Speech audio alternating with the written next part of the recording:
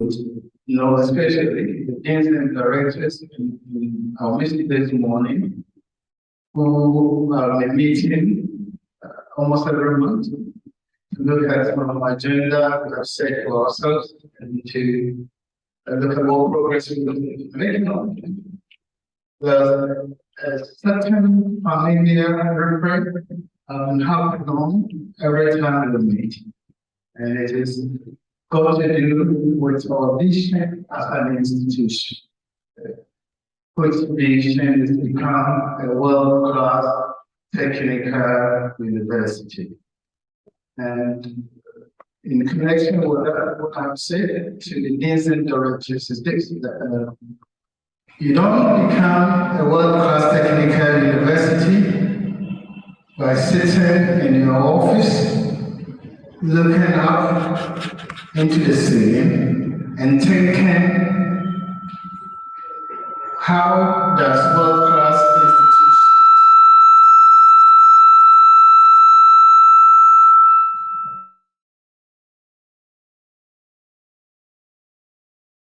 institutions do to become world-class?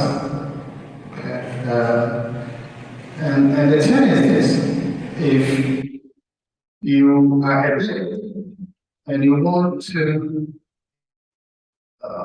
fly very high, you would rather associate with the eagles than the crows, okay? By extension, if you want to become a world-class institution, you associate with world-class institutions. Okay, and over the course of time, I've been encouraging the deans and directors and their HODs to seek collaboration with institutions out there. That way, as the university can learn a thing or two from institutions that have gone ahead of us, institutions that we can say they are world-class, okay, associate with them, learn from their practices so that we can also become a world-class institution. And that is why when I had a link to Professor Sala, I think it's David's, and we had a brief discussion around this subject. I said to him that, what if we invite you here to talk to our staff? Prof, as you learned from the brief introduction by the registrar, is a distinguished professor in the UK. He has some background even in the polytechnic environment. I don't know if the introduction I did mention, but he started at Accra Polytechnic as a student, and he had risen to the ranks to become a distinguished professor. That makes him quite unique because he has a tip of Ghana is about, and then he had so much experience from so many years lecturing and working in the UK university. He has that international exposure. Together with his colleague, Professor Joseph Amwai.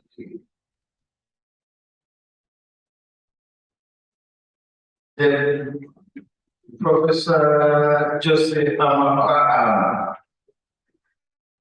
who also has some Ghanaian experience in that he spent quite some part of his youth in Ghana, and subsequently has been living, working, and teaching in the UK. The kind of exposure, the kind of experiences that we can learn from. And so, following those initial engagements, especially with Dr. David Stockholm, I managed somehow to persuade him to come to spend a few days with us, 2 days, and share their perspectives, their experiences with us.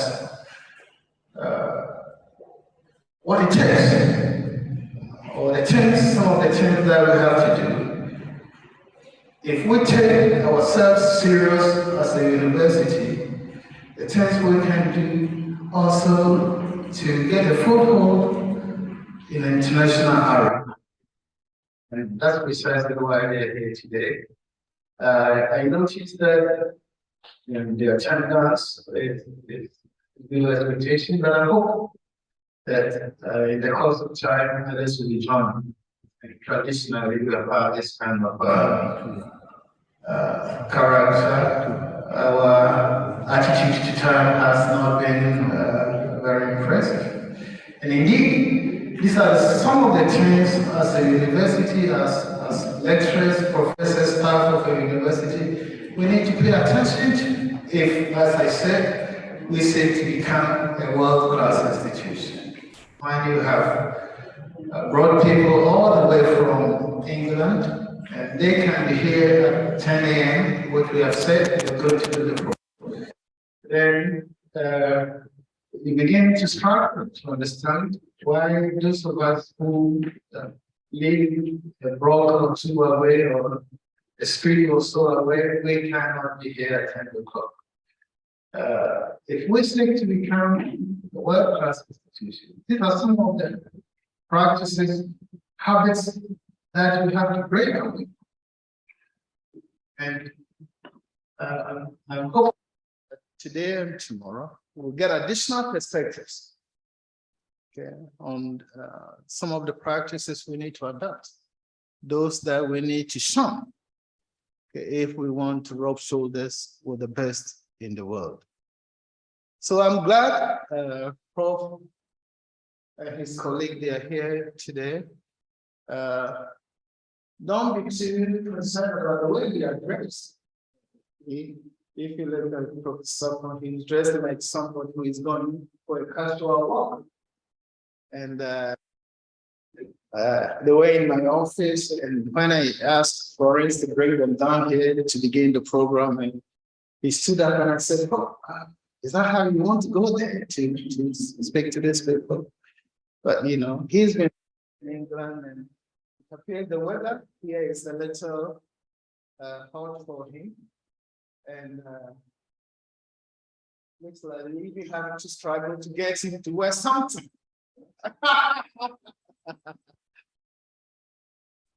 So please ignore the way he dressed.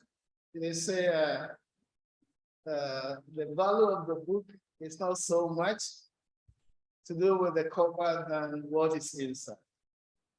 And so I am glad to welcome Professor Salmon and Professor Joseph Amwa here to engage us the next 2 days.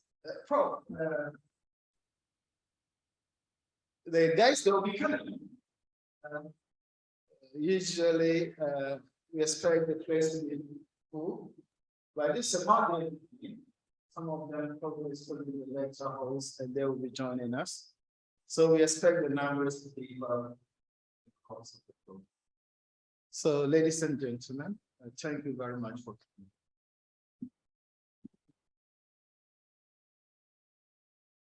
Thank you. Please let me be. Thank you very much, Prof. I believe that the stage is set for the workshop to begin. So we'll call on Professor Sapon to start for us.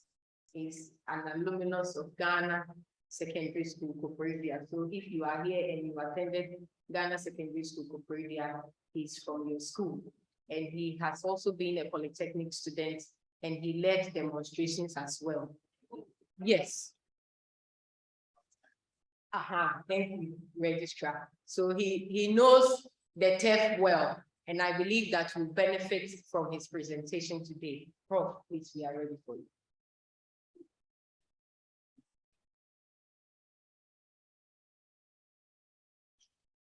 It's a slide. So, now where you want?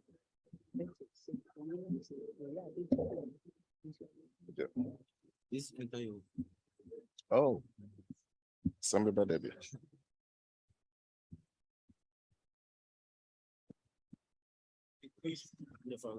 And actually, me wa clip a cry.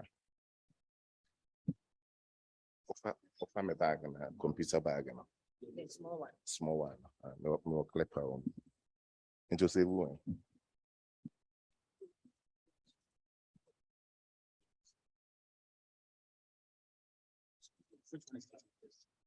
Other one. Yeah. Who say who is so?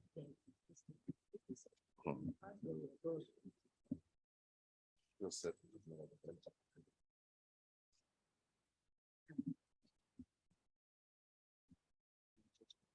Hmm?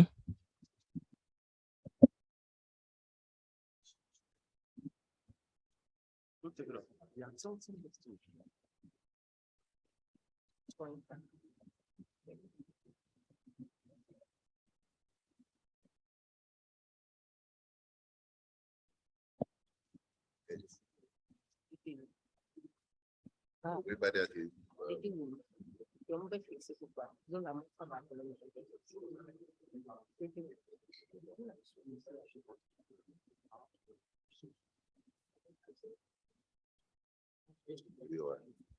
can try.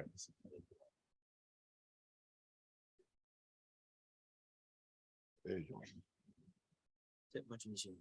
There you go. That's slide in my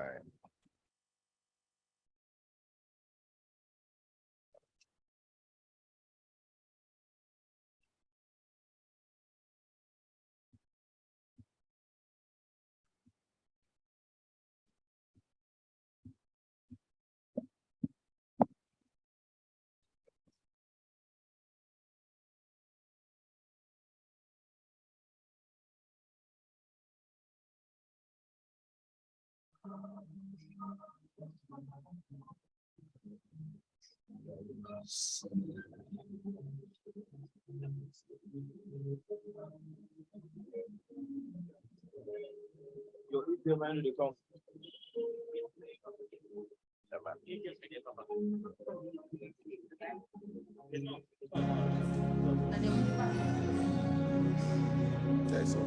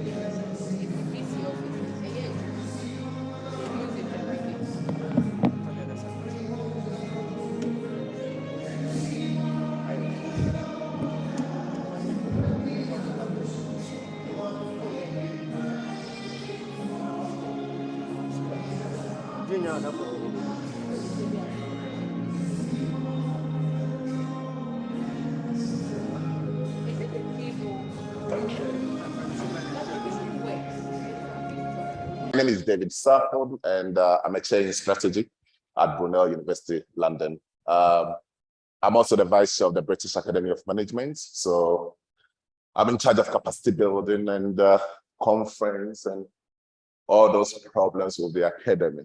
I did my HND at Accra Polytechnic. So I did lab technology, and I remember somewhere in 1997 or so when we were engaged in those Polytechnic militancy days when we were calling for HND being equivalent to a degree.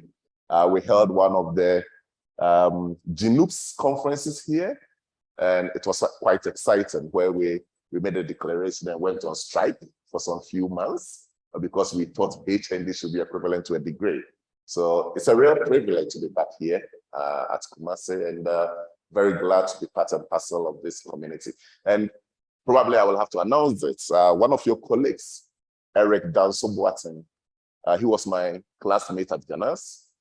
He's now one of the assistant professors at Lee's Chemical Engineering Department. So obviously, you will have to take me as a friend or as one of your students. I'm back in here. Eric also studied here. He did his chemical engineering here while I was at Accra Polytechnic. So it's a real privilege to be here. So what we've decided to talk about this morning is doing business and management research. So there is a reason for this. I'm pretty sure most of you here have got PhDs already. There are a few of you who will also be looking forward to do a PhD. And we decided to run this particular session for two reasons. The first one, almost every year, I'm asked to do this particular seminar at the British Academy of Management, doctoral symposium. So next week, when I'm back in England, I will have to run this symposium again. And I thought it would be great to talk about some of the issues here because it's quite important for capacity building, for training our colleagues who will be engaged in doctoral research. Secondly, because there's possibility for most of the guys who are not on a PhD, who don't have a terminal degree yet, who will be going on to do a PhD, to get to know what really a PhD looks like, because it can sometimes be a bit disheartening when somebody sends you a proposal from Ghana and they have the same structure, problem statement, research questions, and you tend to marvel and say, are you serious? And so maybe we can have a bit of discussions about this, and potentially, because I'm from a business school, I'll be a bit biased. So those of you from chemical engineering and stuff, you wouldn't find this very fascinating. I'm going to be a bit biased. It's very much centered on business and management. Joseph is also from the business school. Unfortunately, we are very much qualitative oriented. So when I decided to run away from the sciences, I decided to leave everything. I don't want to know anything in mathematics. So I don't do any maths at all. Most of my work draws on social theory and stuff. So I'm much of a qualitative researcher. So I will be hitting on qualitative, most importantly, not very quantitative oriented, but those of you who are very much quantitative oriented, we're very happy to have conversations as well. I do a bit of quantitative work, but normally you leave all the maths for your colleagues to do for you. So please bear with me if I happen to move a bit into the social sciences, to business and management, without really taking into consideration the fact that most of you are from engineering as well and other places. That notwithstanding, what you should bear in mind is more than 60% of the academics in business schools originally has studied the sciences. They are all engineers. They are all, most of the guys in operations management. So they will normally have done mathematics. Those guys in project management would have come from construction. There are lots of people as well who come into strategy. Because they are from engineering, they actually bully us with their mathematics. So in case, especially if you're in engineering and you are thinking of a terminal degree, it shouldn't always be engineering. You can decide to come to a business school, and we are very much happy to receive you. And those of you who will be interested in doing doctoral studies later on, we'll be around and we can have some conversations as well. Right, and potentially opportunities for funding. So this is more about doing doctoral research. I've got a bit of stuff here, which I normally put on every slide just to acknowledge some of the people I've been working with. Professor Mary KsTU University. She's now moved to Bath. Then I've got Charles Harvey and Nicholas O'Regan at Aston University. And of course, all those students over the years that I've been working with to develop the craft of doctoral supervision. So a bit of doctoral research. If you know you already have a doctorate, it might not be important, but a bit of a refresher, as in if you also going to supervise PhD students, you have to take proposals and stuff and take them through. So this will be good for you as well. But in the afternoon, we'll be doing stuff on scholarship in the open era, which is much more about the new drive to publications and how the whole publication system works, how it's changed, how academics in the South are really struggling to get into some of the prestigious journals. And obviously we can have some tough discussions, especially now that your promotion criteria has been changed drastically to include publications and stuff. We will talk about ways and means to go around some of those issues. So just a bit about doing business and management research. The first stuff I want to talk about is defining what I call defining a research topic. So I get people walking into my office, or you meet colleagues. Somebody says, I want to do a PhD. Okay, so you want to do a PhD and so what? I don't care. Yeah, I want to do a PhD in business and management. I ask, why business and management? Why do you want a PhD? Somebody wants a PhD because he wants to become a politician. He needs a doctorate degree. And normally I wouldn't be interested in you. I'm only interested in people who want to do a PhD because they want to be in the academy. So if you want to be in the academy, I want you to be doing something that is empirically grounded, most importantly, theoretically driven, as something that makes contribution to knowledge. And I'll first ask you, what are the issues? What is it really that is bothering you? Because if you want to do a PhD, I'm not going to teach you. Yeah, I'm not the one who is going to teach you how to do citations and references. I'm not the one who will help you to think through the theoretical lens, choose for your study, empirical domains and stuff. You tell me. My role as a facilitator is to help you. You have to come to my office and we have a conversation. You have to come and tell me what you've seen, then I can help you to polish. So we normally start with defining the research topic, and I will always ask, what is the empirical domain? Where do you really want to do the work? Is it in a particular industry? Do you want to cover a particular geographic region? So, I'm interested in safety in the construction industry. Okay, that's interesting, construction industry. Then I'll start to ask, so which construction industry? Then you come, construction industry in China. Okay, so why China? I think the Chinese guys have been building lots of stuff. Like, well, how are you going to get data? So, okay, I will do it in Ghana. Why Ghana? So clearly, you will have to make a decision as to specifically where is it that you want to do that work. The next is the functional domain. How are you,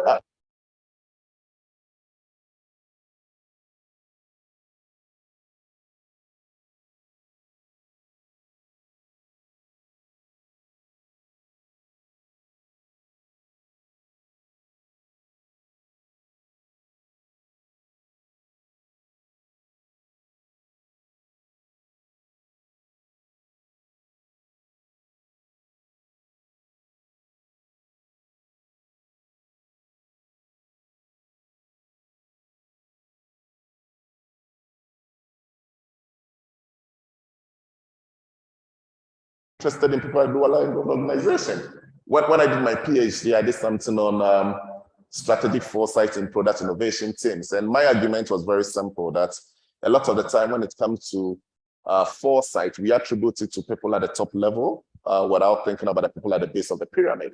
And actually, it is those people at the very low level who have big ideas. So when we're talking about innovation, people will talk about Steve Jobs and all those kind of stuff. But the reality is there will be some engineer somewhere in his office who is actually driving the organization. Steve Jobs' job is just at the top. So how do we move foresight from the lower level to the top level? So on that basis, there's no need for me to go and interview Steve Jobs. Yeah, I'm not supposed to go to the board. I have to go to the product innovation teams, the guys at the very low level who are developing these products. So it's very important to define the level, the specific level where you are collecting data. On the other hand, if somebody is interested in leadership in organizations and he's interested in how chief executives or whatever run organizations, then you have to go to the top. You don't have to go to the lower level to interview people. The time horizon. Normally, most of my PhD students, I'll put a gun on your head. I want you to finish within 2 years. It's never possible, but we will start with 2 years, because that will mean that we'll have a year as a bonus where you can do corrections and stuff to finish. And on that basis, I want to be also very clear how you are going to collect the data. So the horizon of the data collection, is it going to be longitudinal? If you come in to tell me you want to collect data for 2-year period, I will say no, because I'm not. Ideally, I want you to finish within 2 years and move on quickly, or in 2 years, so that we can use a year to do corrections and stuff. So the horizon is very important. So most of the time, I will go for cross-sectional. But if somebody comes in and have access to some huge longitudinal data as well, it's fine. And then we will have to decide on the time bracketing, whether you want to start from 1970 to 1950, the reason at 1950 to 1970, and you have to tell me why you want to collect data from 1950 to 1970, or why you want to collect it from 1970 to 2002 or whatever. There will have to be a specific reason which will define the time bracketing that you want to use for.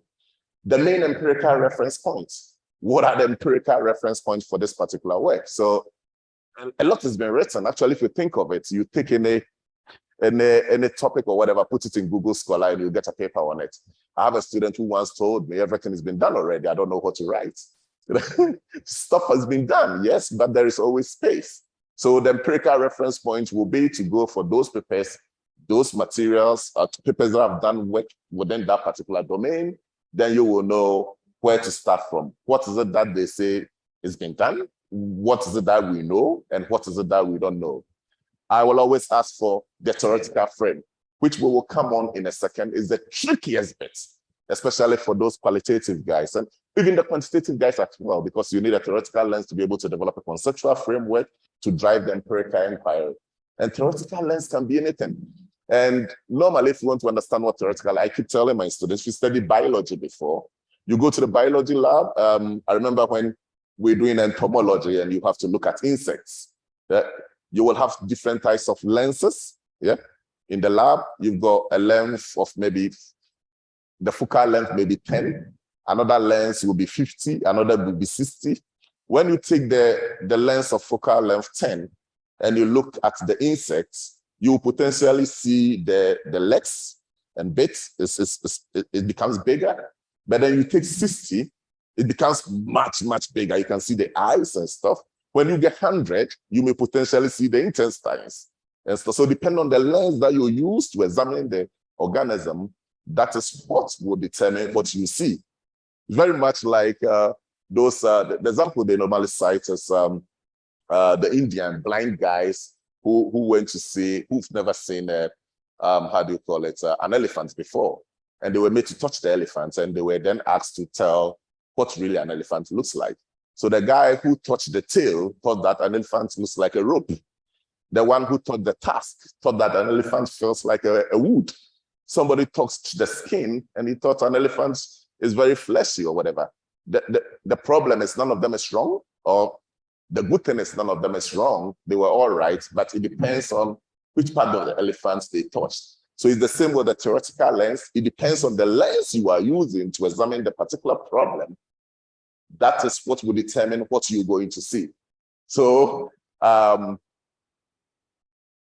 typical example, let me give you a typical example. We did some work recently on why so many Black businesses fail in England. There's a huge literature. And of course, you can imagine ethnic minority business failure. The literature was massive. And we wanted to do something in that area. So why do businesses fail, Black businesses? And everybody will tell you, it's straightforward. Okay, the reason why Black businesses fail, one, they don't have social capital, so they don't have the networks to tap into the access to capital they don't get. Racism is an issue. Somebody may not even come to your shop because of your race.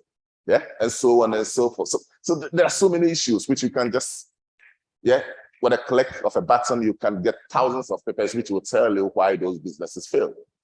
The only difference between our work and the existing work was our theoretical lens. So we came in and we said, oh, we want to understand why these businesses fail, Black businesses in particular, but we want to look at it from a scarcity mindset perspective. So scarcity mindset is a psychological concept that was developed recently by some guys in Stanford. And the idea is very simple.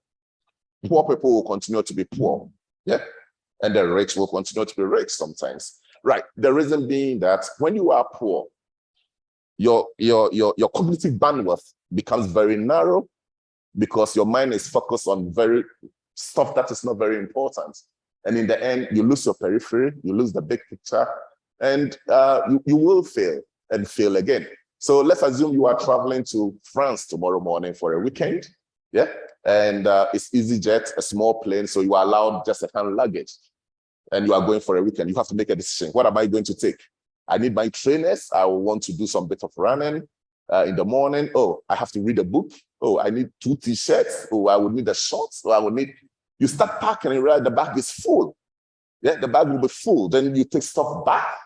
Then you keep packing again. You realize, oh, I will need the women will need their lipstick and stuff. You pack them in, you realize the bag is full. You keep changing. You spend so much time on the bag until you get the bag really, really fit so that you can get lots of stuff in the bag. The reality is, by the time you get to the airport, you would have forgotten your passport home. Yeah, you've forgotten your passport home because your cognitive bandwidth has reduced because of scarcity, because you have very little resources. All your mind is on the bag, how to get the bag, get everything fit in there, and that you lose your passport, you get in there, you can't travel. Yeah, so in the end, scarcity mindset induces failure. And that is what we're talking about. So we bring the lens and say, look, we are looking at these ethnic entrepreneurs or small businesses and we want to understand why they fail, but we want to understand their failure from the perspective of scarcity mindset. How little resources may lead to the failure of organization itself, having very little time in itself. So it comes up as something very different. We just keep bottling old wine in new bottles, and that is what we do in business and management. So it doesn't really matter. The theoretical reference point is the most important, and that makes a difference as to how we can now see a particular phenomenon the way we see it earlier on, and how we could extend our understanding of a given phenomenon. The research questions, we'll come to that in a second. Right. The next question, so the guy comes in here, I want to do a PhD, and we have all this conversation. Okay, that's interesting. You want to do construction industry. You want to study cultures, in organizations, and how creativity actually comes to be identified and labeled in organizing. And I say, interesting. The reality is 99% of the stuff you've been thinking about. Yeah, I had an idea. I said, I'm going to do something. I said, that's my daughter. She said she was going to lock me up or something. Then I said, it's against the law. He said, when they come, I will say this. And I said, no, we've been in a country where we've got a parliament for more than 2,500 years. Yeah, everything has been done. There is a law for everything. So whatever you are thinking about in your bedroom, in your home, that you are going to do for a PhD, somebody's done it. The work has been done already. That's what actually frustrates people. So what do? You have to go back to, you may have a broad idea, but you have to go back to the journals. Yeah, and the journals, you have to be very selective. You have to go for the Q1, what you normally call Q1 here. At our end, we call them 4 stars and 3 stars. That's where you've got a big idea. So you look at all those papers that are being published in recent times, normally the last 5 years, you look at the 5 years issues, and depending on the discipline that you've chosen, then you can go for specific journals. So I pick a few here. So if somebody is doing something in innovation, then you want to look at journals like Innovation, Research Policy. You want to look at Technovation, R&D Management, Technological Forecasting, and Social Change. These are the top journals in this area. Sometimes you may even go blank. Yeah, go into the journal, look at some of the recent papers, look at the directions for future research, and straight away, you just map that up with your idea and expand it up, and you've got a doable PhD. Those in strategic management, long-range planning, Joseph, you've published there. We've got SMJ, Academy of Management Review. We've got Global Strategy Journal. And we're talking about the top journals here. We're talking about cutting edge. You don't want to go into all those little journals, Indian journals, and it doesn't help. Yeah, so you go to the very top end. The good thing is today we've got open access. Most journals are publishing open access. So you will have access to some of this. Even if you don't have the access, just put the title in Google or Google Scholar. It will take you to ResearchGate. And normally you will have the paper there. If you don't get it on ResearchGate, just send the person an email within 10 minutes. Anybody who sends me an email, they want to read my paper and I don't get it to them within the next 24 hours, probably I'll be dead by then. But that's the first thing you want to reply to, because there's a possibility for you to get a citation. Somebody wants to read your work, it's a plus, and you move that on. Those in international business, again, Joseph, Journal of World Business. You got Journal of International Management, and then you got JEPS, Journal of International Business. Those are the big journals you have to look at. So you can have all the ideas in your bedroom, but by the time you go to check, you will realize somebody's done the work already, or there is some existing work which you can build on, and going into these journals can be very helpful. Have a look at the abstracts. If you are looking for a title, then obviously you go a topic. Obviously, you look at the title, you know that, okay, this paper is talking about small businesses. Oh, I'm interested in small businesses. Let me look at the title. Well, they are interested in small business failure. Okay, do I want to do anything on small business failure? Yeah, that is something exciting. Then you just start to read the abstracts. If it's interesting, you will look at the theoretical lens straight to the tail end of the paper, where you go through all those directions to future research and so on, where sometimes you can pick a research question directly from there, which you can then apply to your work. So those are sort of the cutting edge journals. Now, this is what I call the Trinity. So what really a PhD looks like, or an idea that could be used to develop a doctoral thesis, is built on the tripod. And the tripod, we've got what we call methodology, theory, and data. Yeah, remember, for a PhD, you have to come up with something novel. So a PhD is not a Nobel Prize, but then you have to come up with something novel, something new. That is why we are giving you a PhD, because you're doing something that nobody's done before. Yeah. The fact that nobody's done before doesn't mean that it has to be new, and you are going to build a big building. That is why you come up with big topics. No. It's an addition of ideas and you just growing knowledge. It will be very, very limited, very small. The most important thing is the idea has to be theoretically supported, yeah, methodologically driven, and most importantly, you've got data which supports whatever that you're trying to say. So the topic of empirical and I call theoretical substance and significance is interlinked. If you see a very good PhD, then normally you will see that it's got theory driving the work. The methodology is very strong, and most importantly, the data that is being used to theorize the work is very good as well. Right. Research questions. This is where the Ghanaians struggle, isn't it? So they will have research statements, research objective, research. Come on. Whenever I see a proposal from Ghana, within 2 minutes, I know that somebody sent a proposal within 30 seconds. And I don't know whether there is a factory somewhere where they write proposals. I've got about 30 of them, and I can compare and I tell you who wrote this, who wrote this, who wrote this.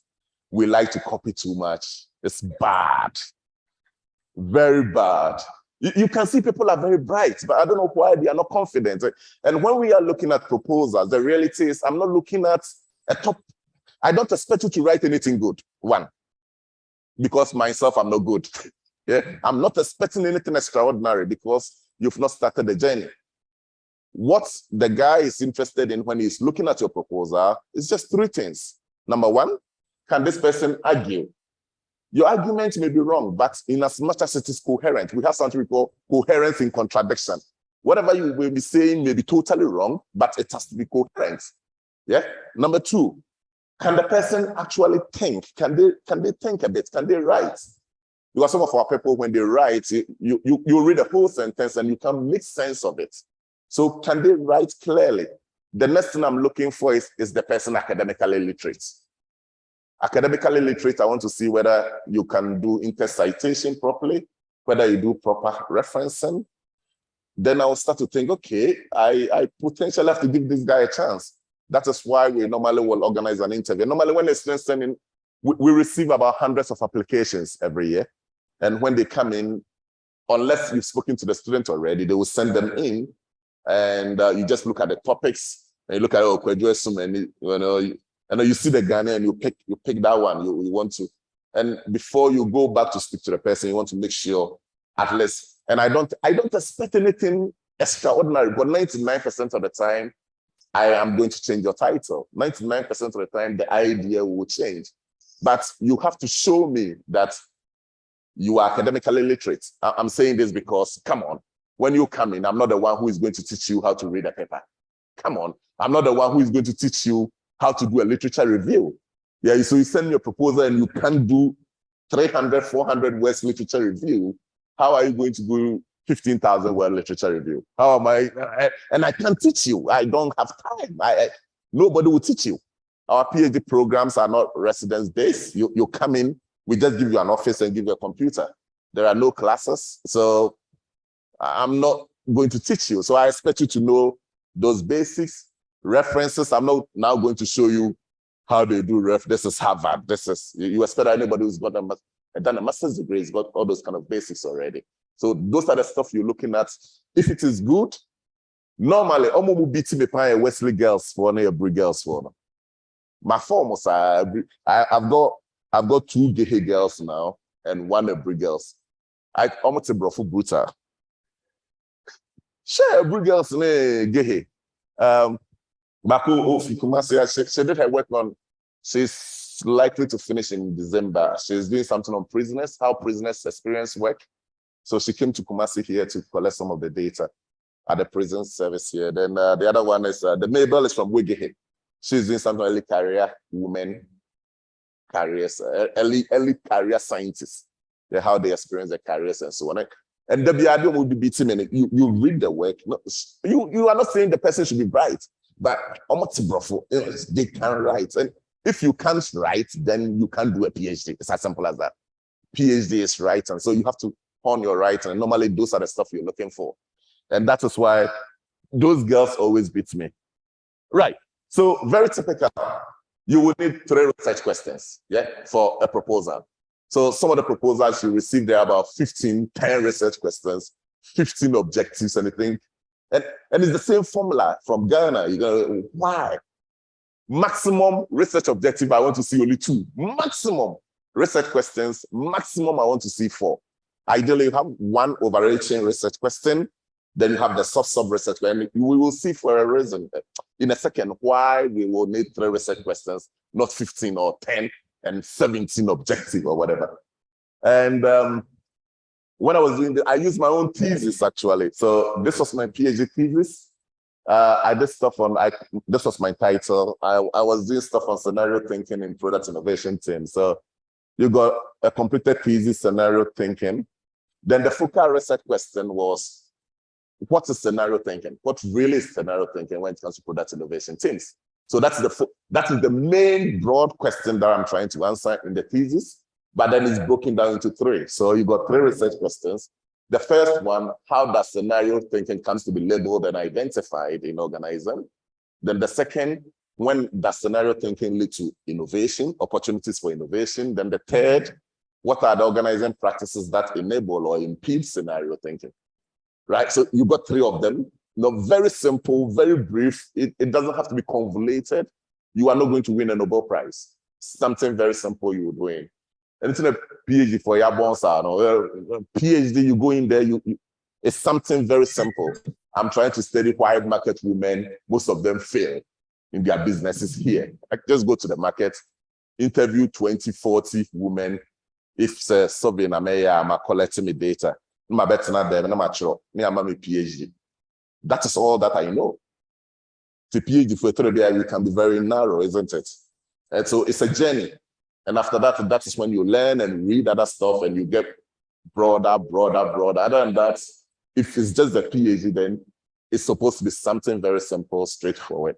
So you got these 3 research questions.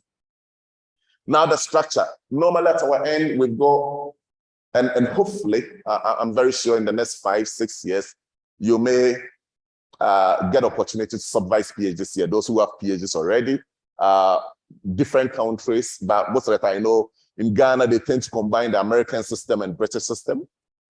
Before then, it was much more, the British system is also evolved for some time now. Historically, you have just a supervisor and maybe a deputy, or what we call a second supervisor. These days, most of the universities have a director of studies, who will be at the top. Then you have a second supervisor, then you, the student. So basically, you form a team that you're working together. It's important to understand them, be nice to them. I could only get my PhD because my supervisor liked me so much. She didn't even read it. I can imagine. The final one, she just weighed it. Right? I said, oh, David, does it weigh like a PhD? I said, yes, it does.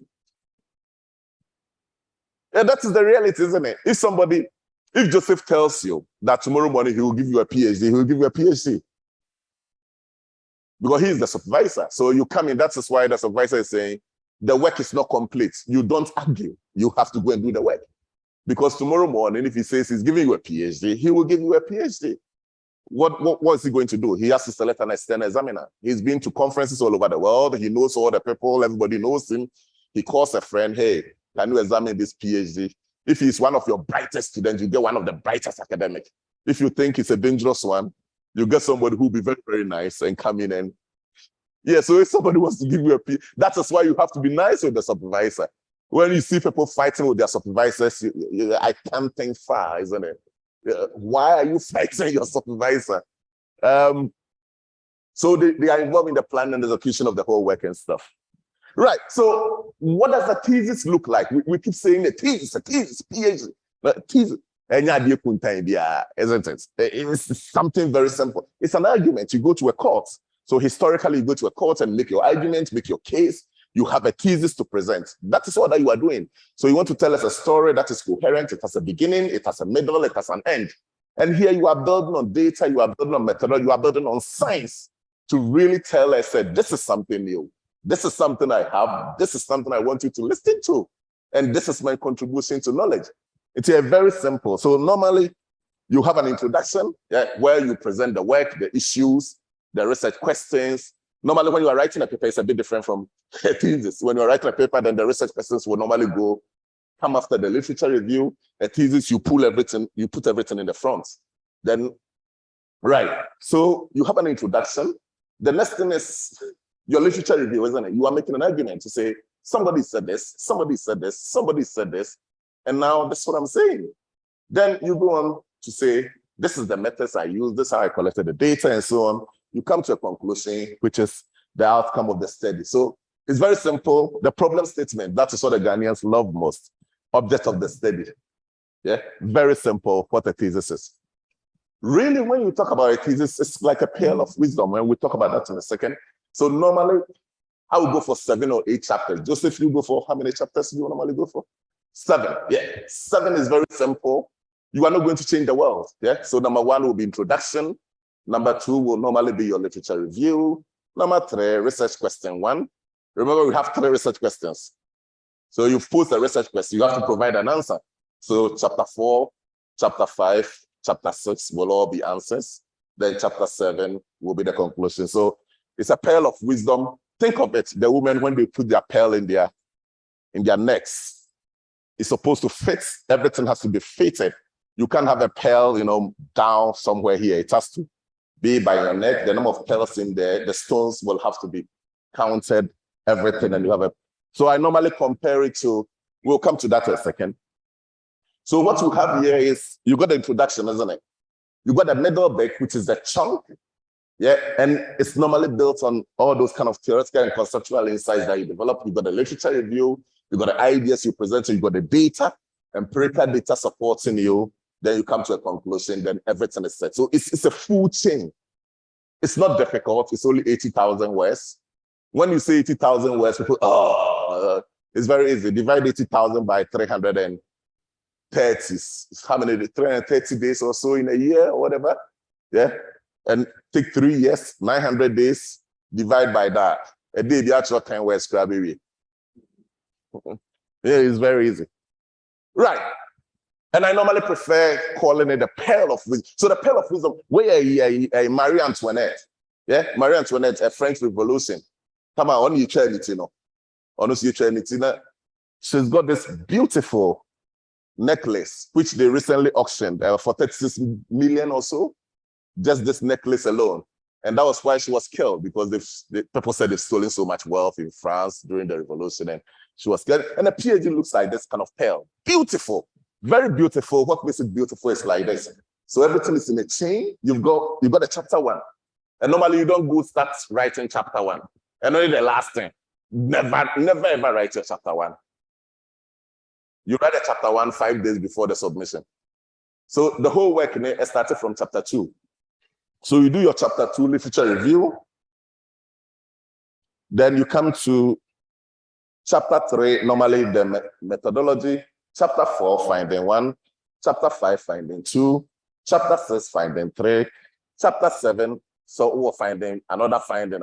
We'll be chapter 3, and chapter 4, no. Back when empirical research contest, and it's a Ghana, no actual Ghana, assembly. A waste of space, but people want to do that. Then you got the chapter 8, which is the conclusion, then everything locked. Right, let's see the reason why in TISR. This is a typical PhD. This is when people realize they can also do a PhD, isn't it? It's just not PhD is the most easiest thing in the world. I bet you. I did a master's me HND. Now, HND, Mosilla was no over for them.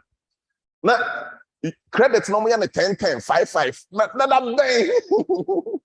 Look, what they doing home? Over UK, undergraduates, you hear 360 credits and at the day. So 360, it means every term, every year, and Kuala 120. It's 120, a bit maybe 5 modules and 6 modules. But could be a 20 credits. It's 2020, 26. It's a 2020. I owe you modu back could be an assignment 2,000 words. 2 times 6, say 12,000. Exams I watch my. So exams I watch my. No, what's that? And here one term, second term there. So now we now call year 2. No idea. You can in Aboma. Anything a man that graduates here then go over some exams. It's a lot to read. Whereas a PhD, you've just taken a small problem. And you're now solving we have the problems now. I just want to understand why so many market women are never ever able to pay back their micro whatever. Yeah, that is all I want to understand. So I get a theoretical lens. I can decide me use institutional theory or me use practice theory. I gather maybe 70 or 80 of all these women who have defaulted. I go to speak to them. Then I put this can into what can I say now? Where's me? No, I put what church or now. It's so straightforward. There's no pressure on you. Me say, could be say change before no bravo breno. So what makes it quite exciting? The money is it's okay introduction. Normally, normally when I have a student, I will normally give them the word count. That doesn't necessarily mean you have to write 8,000. But immediately you get to 8,000, you know, say you should stop. But plus or minus 10%. Into introduction there, so it's we literature review now theory in models. I peg it around 12,000 here. Normally I'm a more 15,000. Then we are structure one. No about sources and method, which is the methodology. 8,000. It's so easy to write 8,000 for methodology. We bet me the 2 research review. Just for the 3 days virtual. Well, you have the research questions. So 11,000 per chapter. So what the okay? So I want to understand why so many women in Kumasi kind of default in paying their microcredits. Yeah, and I select a particular area. I have a reason. I've chosen maybe a doom and Abrepo. Maybe the reason why I've chosen this particular place is because you need a theoretical justification for selecting those people. So there are 2 big markets there, which is made up of 90% of the people in there, and women, and maybe 55% of them rely on this microcredit and stuff. And we was selecting that particular area. Maybe. So, my research question, number 1, how does microcredit failure come to be labeled and identified? It's among women. It's failure na yes, me person theorize. Say failing na. We over here it was stages so. First one back of this scan or the back of funny man na no abeton second month then first we 100 cedis. Second month obeko na inflation near na kwasro kakra. Then first 100 cedis we born so be 40 cedis yo. Ne made edge 40 cedis wa faka. Oh, it's no with this kind of the basic name. No sako, no sako, Jenny many beam. Into the next time, no to me fabibre. No, what's a piece kakra. The next time, what's a piece kakra. It's a cosa na fiscano. Scanner ship and no upper bay for be the channel. Quick. Oh, this a clear model. Otanas, Ubetina then say that all picture. It will interview my bones say stages mean there'll be specific characteristics, behavior, then you theorize them. Maybe what are the next one? I pick the 3 research questions. What are the microcredits? Microcredits. When does microcredits actually lead to poverty alleviation among or lead to failure? When exactly and they lead to failure among market women? Then you will start to check whenever interest rates cost 0.00%. When woman call and the supply and arm I bet that they are auto, but a coin and a supply and arm or say and the metal cook no, because most of them say autonomy and opportunistically or corner way in a while. Now when you say whenever somebody changes direction, when they pivot away from their kind of I will call it their main line of retail into something else, then it's likely to precipitate failure. Then the last part of me is what are the organizing practices that enable or impede failure? It's enable and impede in brackets. None of them is keeping any records, which is a huge problem. So you don't know how much money is going in. So the practice of not keeping records and failure. The practice of not opening your shop early. Maybe I was shocked. That means Kufudia for open yes, sir. Kufudia be nyanya no pabe 8 o'clock, 9 o'clock. Open shop akota de obekoni emi. Incredible. I have to check it so 8 o'clock. You call that shop in the You won't mean ye shop at 7 o'clock. Did how? India need be a shopper. Or to India need be a shopper, no past 7. Or to why also upon 12. It's a dinosaur order. 12 no koda by 4 a.m. also be because a construction phone in a certain better job to newspaper. It's India man that they can India man auto shop more on our boka. It's normally when those of us in research, that's what we normally say. Yeah, we are like Indian shopkeepers. The day you stop writing, that is the day your career finishes. So you have to keep your shop always open. Until no one will say, oh, opening times and inquire. PhD now, why you know? Then you tell us, so you straight case. Into 4 research questions. It's 80,000 words. No difference say but we divide there. It will say quite easy. Normally, I go for the structure 2, which is I know 80,000. Once the literature is doing up for 15,000. Then instead of 4 research questions, I will have 3 here, then 12,000 each. Whenever you break it down like that, you get to see it clearly. Say it is not a difficult enterprise. That's why I keep saying, well, your master's degree, you have no idea. Most of you, I'm sure, you will never want anybody to see your master's degree. Whenever I ask for them, people are really anxious. People who say, Obi apply PhD, no, not the proposal, and that's a master's. No, I have to make sure, yeah. People are, because masters, no, you wouldn't get any proper supervision. You just come up with some crazy idea and do some questionnaire. And I have be a questionnaire. No, a questionnaire, no, be a question. Meanwhile, to here, Oma Joseph 20 minutes obey me at now, or no more nipa tank as a people bachelor. No, not the whole world. We are seeing already. It's not so unipani magic. It's just because we're designing working a year. And see, PhD is much easier. What time are between your doing designing a year? So 11,000. Now easy. Right. Theory matters. Yes, I'm not theory.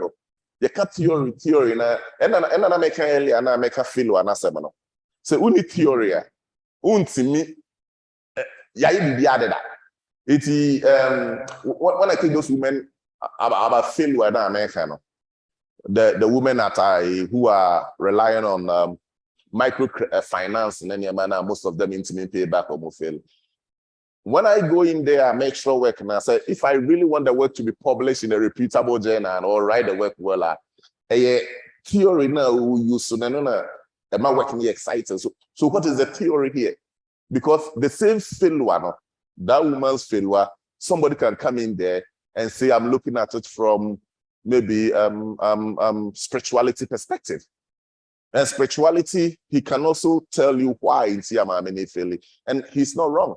If you're on too tight, I feel Sundays on class or BM, Nema, or also that theorize actual say that is the reason why I'm failing.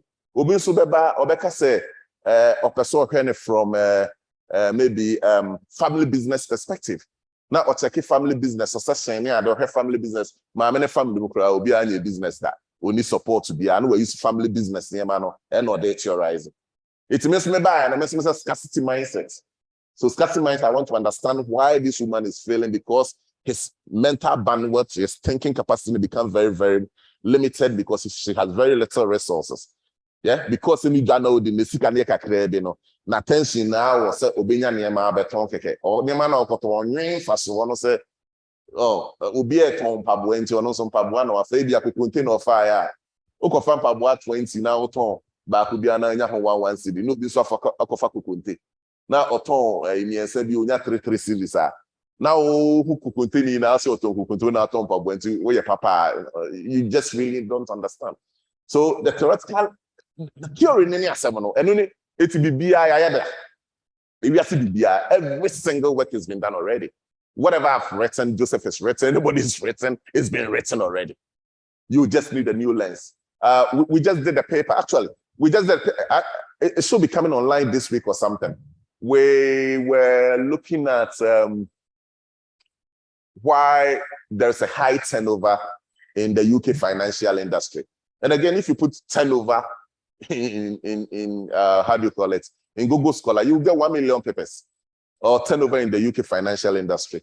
But the new lens we came up with what we call Nochi narratives.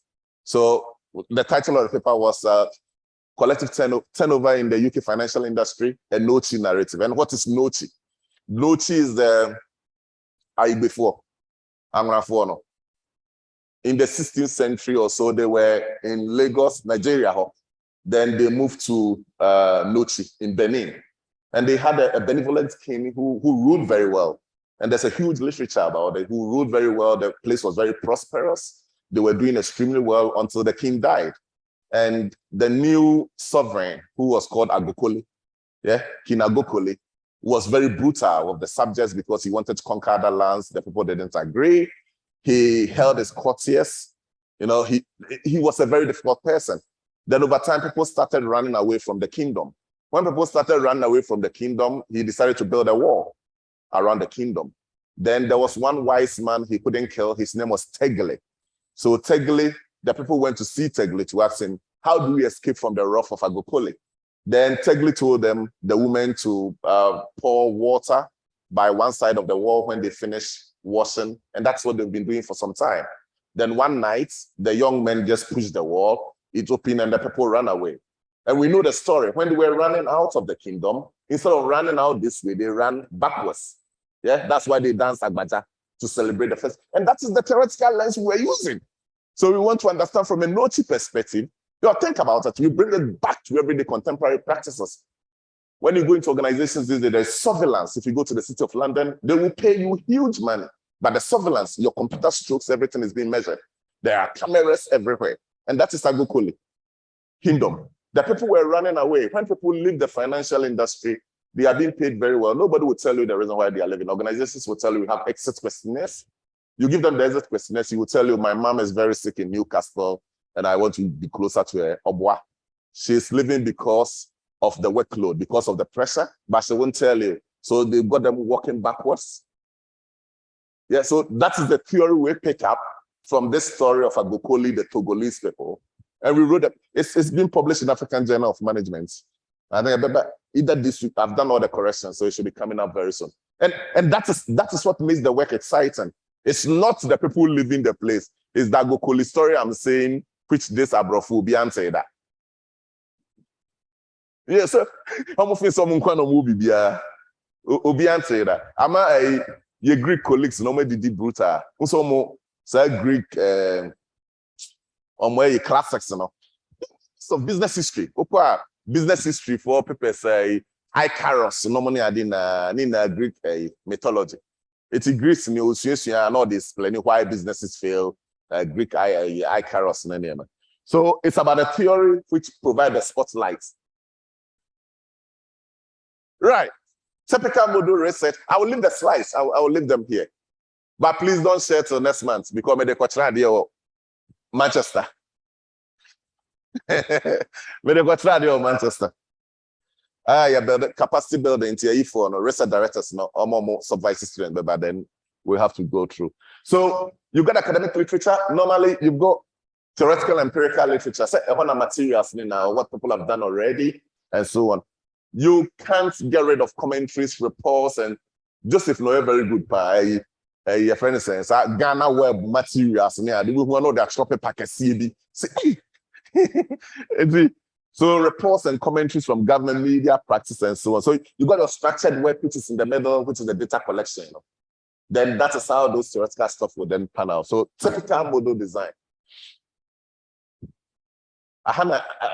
This is one of the most difficult bits for especially Ghanaians too, because everything is written. So if you put in business failure, you get 10,000 papers. So you want the student to do a literature review. So how do I go about it? Normally there will be workshops and stuff to help you, but the reality is you've done some already at your master's level, so you should have a clear idea. What you normally do the first 2 months or whatever, you just be collecting the papers and grouping them until you start to see a bit of dimensions here and there. And depending, most advisors will want to go for how do you call it? I normally prefer critical review, but others go for the other one, Joseph, the historical one. how do they call it? The one the IJMR people keep publishing. You know, I do critical review. I've forgotten how the literature review bit where they have this kind of methodologies and they run through the papers and they show the steps. Mekai. Anyway, so you are demonstrating your command over literature. And sometimes there are some areas the literature is very, very gray, very limited. You just have to follow up on the citations and Ipana sites and the exciting ones. You go for the, and these days you can't complain when you are in Ghana here. We'll talk about that in a second because the world is now open. We are in an open science era. You go to the papers, everything is out there. You may not have subscription to KsTU and all other places, but today ResearchGate, millions of papers are there. Google Scholar, everybody put their papers there. And actually, the UK government actually mandates us to put all our preprints on the university databases before they are published. So, and I can't imagine any academic anywhere in the world I'll bet run and say, can you send me this paper on fans and know within 30 minutes? So those days where we complain of no resources is past a bit. It's a bit difficult, but right. Engaging with the literature. Normally, we'll start here. You need a master theorist. Every single field will have a guru. There is somebody there. So anybody who has done strategy before, normally value creation, value capture, or external environment, you can't go get a word Michael Porter. You will have to know, say, there's a Porterian view of strategy. You will have to know, say, if you're interested in Mintzberg, there's Mintzberg view of strategy. There is this strategy as practice people who theorize strategy as everyday situated practices, Jazaboski and co. So there is always a master. Somebody is there that you have to identify and decide, say, this is how I want to theorize my way. So strategy for somebody is like a wall. It's a plan. For other people, strategy is talk. Yeah. Whatever the vice chancellor stood here to say, within 2 minutes, it can tell you the strategy of the university. So strategy is talk. It doesn't have to be paper. Yeah. But it depends on where you stand. Again, that comes back to the theoretical lens and the kind of scholar you want to follow. So you have to pick somebody. There's a particular school of thought you have to follow and say, this is the guy I really want to follow. Yeah. So those are the people we call the field gurus. Yeah. You got a field guru. So Chandler, Porter, Mintzberg, DiMaggio, institutional theory. Yeah. Sense, organizational learning. They are originators of well-known and widely used models. Then you got the master theorists. Whenever we talk about the master theorists, those are the, especially those of us in qualitative work where we normally draw on specific theories. So because business and management here, more of borrowing. We are borrowing from other fields, you know. A lot of my work, I draw on practice theory, for example, and practices, there is Shatsky, there is Wittgenstein, you can think of Heidegger, you can think of Bourdieu. Yeah, those are the guys who have written on practices. So those are the master theories that you have to pull their work up and read. You have to read. Into business and management, Makofa philosophy, Heidegger book, next week. Because you have to get to know how they theorize that particular phenomenon. You got the subject leaders, strategy as Wittgenstein, Jazaboski, and those guys are the subject leaders. Okay, subject leaders, business failure, Amankwamwa. Obo Joseph Amankwamwa. I think Joseph, last year you were among the 2%, Stanford, the most cited people in the world in business and management, top 2%, no count. Business failure. It took up business. Unya po Google Scholar about Amankwamwa, business failure. Obinya be Aquana Trop papers be 100, 150. So they just keep coming. So you need to pick somebody up. Right. So then I'm a PhD, a very good PhD, a good PhD. Identify, organize, and reference. Oh.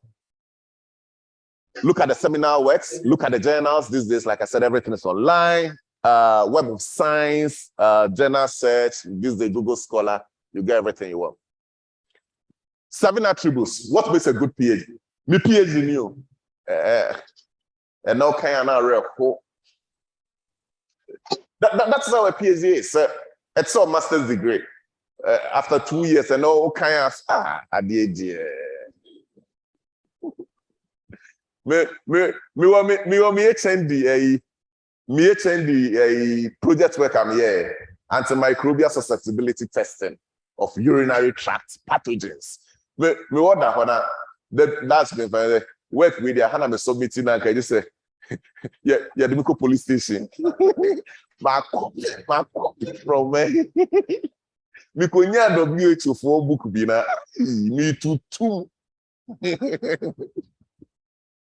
And yeah, no. Well, we're child 17 now, call baby. And son of PhD here. Anybody who is very proud of his PhD, who keeps talking about my PhD, he's got the weakest area, the darkest PhD. The people who tell you how bad their PhD is, those actually end up being the good academics. Because PhD is a small thing. Who we are, you have to develop. PhD maximum, how many papers are being through? 3, 4, 5. Career and so there was every year the outro 10 was at 20. Now, it's a PhD there. And it's not a PhD, you'll be into me 20 years, no, see senior lecturer, will be into me in Kobe. Who to me who will be hey, one in the share office and all one chain, corner, and I will join for fra. Hey, Ufi, oh, it's a Cambridge trained PhD, or Banu Kunkunsa. A baby bear 3 weeks, Bosumemi, and Sana, the probation cry, Yapamono. Because you can't write. It's a PhD there, and it's not. You don't seek for too much excellence. No, I didn't tell man into me, you know. Or person working here perfect. No, it can't be. You have to write. Say, papa that. Because when you are actually developing is when you finish now for work, and I was like, no, I could have done. Now, paper prior trade. Yet me now the PDF. Wow, no. I could have done it this way. I could have moved it this way. I could have moved it this way. And over time, we won't say, but at least there's a basic threshold be a side passer. I'm go teacher training, no. No, me set A exams. Been and almost say, unya 90% our pass 98% what pass unya 15 so what pass whatever 90 can do, 50 can do. But the baseline, no, 50 no na me ma when what the abwa men pass. So a basic threshold, a basic it's 50 no, it's will be PhD much better than Obi. But Obi there, who to me who PhD, who to me say we pan man. But 50%, it's 50%, no. Me say me ame de me hu ana me reho. That me be ma. Number one, I will say clear and define significant. I will say research topic near significance. And yes, say, I'm studying organizational culture at Kumasi Technical University. Come on, and yes, significance. How are you going to contribute to knowledge? I'll say something very significant. Embedded in the literature, it means until them now what come up of idea, and I was started obi tiwa hey, Ghana, I want to study corruption in Ghana. What told them now? I was so confident of actual that you build on that literature. So extensive original data. You can't tell me you interviewed 3 people. Yes, if you interview Obama, Bill Gates, and you can't say, Akoyo Yapole, Steve Jobs, and I did a PhD now. Make us say that's fine. Well, ordinary just for man, I will interview a man. Not a PhD, you know, the catch and interview Nipa 8. Are you joking me? And then Nipa 10. So they say minimum, no expect 25. And no, it will depend on the theoretical sampling strategy. Nipa don't do our interview them. So Nipa na what sample frame no. So Nipa it just for my 10,000 or asafu. Now so of course we interview 10. I'll munaje a loan idea. And you say extensive data set, because all interview as a for man in 10 years, say man, there will be publicly available seminar, whatever, much on the webinar. I want us to talk a bit about the role of journals in the scholarly community. So why journals? And I'm not sure.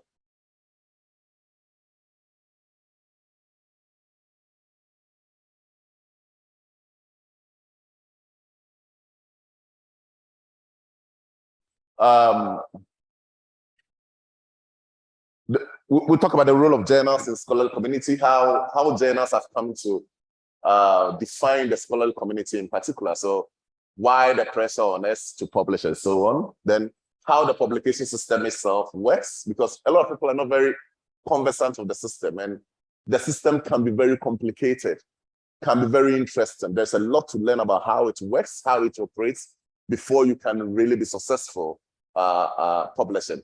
And also getting to know how it operates helps you to identify where to publish, what to publish, and where to send materials to. Yeah. Then we'll talk a bit about the critics, especially those from the South. They criticize the system a lot. And some of the criticisms are very fair, because obviously those of us in the North have hijacked the system. Remember, we've got the journals, the editors are in our institutions. We've got the publishers are on our high streets. We've got the system, we fund it, we manage it. So if we're in Kumasi and you want to send an article up there, it's very tough, isn't it? It's very tough to get in there, but you don't know anybody there. And we'll see some of the critics, how the system has been criticized and the extent to which you can also play around it, because we are in an open scholarship era. In the olden days, it was quite very blocked. In the olden days, I wouldn't be able to stand here. Neither would Joseph be able to pursue the kind of career he has, because it was a very closed system. Yeah, today, because we are an open scholarship era, it's much more open, but you still have to play around the system a bit. And some of the current issues in the publication systems. Right. So what are the rules of journals? And I've got something that said by means by which academic community certifies additions and changes to this existing stock of knowledge. If you think of it, before journals came to being, there were scientists all over the world, in England, some would be in France, some in Germany, and they needed to communicate among themselves, isn't it? So Louis Pasteur or somebody will do something in his lab, he's found something, he writes a manuscript, a letter, and send it to a friend, Kekulé, somewhere in Germany, in Braunschweig, in Gießen, who would then reply, oh, I found this benzene formula and I'm doing this, and they kept writing among themselves. Then later on, they formed the associations, they realized that there have to be a medium of communicating the scientific ideas. Other than that, you wouldn't know what somebody is doing in his lab, so that you can build on and so on, so that you can share ideas and see new methods and so on. And that's how these journals came to be. So the whole idea of journals, is to certify existing knowledge, any additions that a particular scientific community want to add. That is where you certify it and everybody knows is the best place. That is why if you're in the academy, we don't expect you to be publishing in Daily Graphic, PNP, and other places. We want you to publish in journals, because these are tried and tested systems where we have a closed kind of blind review system. So you put in a paper and it comes to me. I'm in England, I've never met you, I don't know you, I don't see your name. Neither will you see me. And I then review the paper and send my comments to the editor. Then he makes the decision. So it's very blind. It's gotten its own advantages, which is great. On the other hand, we all know how the system has been rigged, or it can be rigged. I'm not saying you should go and rig it, because if Ghanaians want to rig something, they can really rig. So there was a match between Goldfields and somebody. I was watching the video. Somebody scored 7-0 and 7-1. You don't do that. But a lot of things go on in the system.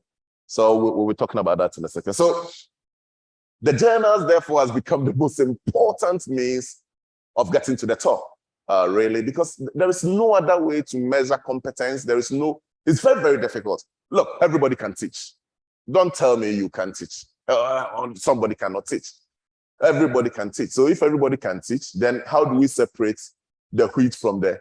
Even though I know some people are better teachers, but because teaching, there is no kind of systematic scientific way of measuring teaching. It's so difficult to promote people based on teaching. We are trying our best these days to develop alternative pathways. That's something I've been advocating for in Ghana, for example, where somebody will come in and say, look, I want to teach. I enjoy teaching. I just want to teach. Maybe the person has got 15 years industrial experience. He doesn't need a PhD. My second supervisor never had a PhD. You don't need a PhD. He's got 15 years industrial experience. I want to teach. I come in there and I'm coming to teach. I don't want to do your journal, whatever. Yeah. And there has to be a pathway for that person. And at one, we normally call them teaching fellows. These days, we've even taken the fellows off and we just make all of them lecturer. But your contract will be teaching and scholarship rather than teaching and research. So what you do is to come in, do your teaching, you'll be promoted to a senior fellow, you can become a professor of practice. Yeah. So there should be pathways because we are not all the same. Not everybody can do research. There are people who can do teaching better. But the reality is, this is the only way. And in Ghana, I doubt, I recognize it will take another 30 years before they will change. Because it's taking so many years for us to start to think about these two pathways in England and all those progressive places. Then we know how Ghana here things can be very slow. And especially when other people have hijacked it. When it favors some people at Tech and Legon, and it will never change. It will never change. Yeah, and sometimes it's also very fair because if you call yourself a university, you are a technical university, you don't expect to be measured on different standards from somebody who is at Legon. You all have PhDs, we are all doing the work, and that is why you will also have to ask for better services. I know Portag people, now they call them tattoo, they keep fighting for more money. You have to, because you have to be, because if you are being measured the same level, then you should be paid the same level. It's just a matter of fairness. But the reality is, without the papers, then it becomes very difficult too to move between institutions. Over here, I was having a chat with the prof this morning. I said, is there any way where the government can actually fund infrastructure, come in and pay students fees, and get the universities to pay the lecturers? Yeah, so that the internally generated money, instead of the government paying the lecturers and academics, the university rather will pay the lecturers. If the universities are going to do that, then that will mean that if there is somebody at Legon who is really, really doing well, and we need him here, we can go and say, okay, do you want to come to Kumasi? 5,000 more. Yeah, but because everybody is being paid by the government, we are on the same scale, there is no competition, there is no need for somebody to go to Tamale or somebody to move to Accra, which is not very healthy. And those are some of the things we have to be thinking about moving forward. I know, Joseph, you moved from Bristol. Joseph, we have very similar stories. We all started our careers in Bristol. He was at the University of Bristol, I was in West of England. And Joseph had applied for promotion. He became a lecturer. Then he became a senior lecturer. He applied for promotion as a reader. Then he went in the dean and said, no, I'm not giving you. Why? He said, no. You don't deserve to be a reader. That's kind of fascinating. Come on, look at what I've done. He said, no. Well, the guy turned away. 3 days time, he comes back. Okay, I'm leaving. Yeah, then that's when you went to Kent, isn't it? Then you went to Kent as a reader. But there is somebody standing out there who is ready to offer. I had to make a decision whether to go to Birmingham earlier on or to come to Brunel. And I came to Brunel. And in 3 months' time, I'm leaving Brunel. I'll go to another university because you give me more money. Yeah. So there has to be some bit of competition. And why will somebody pay you more? Why will somebody want to take you? And the reality is, somebody's in China, or he's done his PhD in China, isn't it? I've recruited people from China. I've recruited somebody from Hong Kong.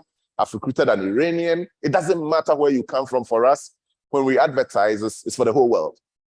Anybody can apply. So I've never recruited from Ghana. I don't understand, why shouldn't I be able to recruit from Ghana? Because the Ghanaians are not publishing. And if they are publishing, they are looking for the cheap route, easy.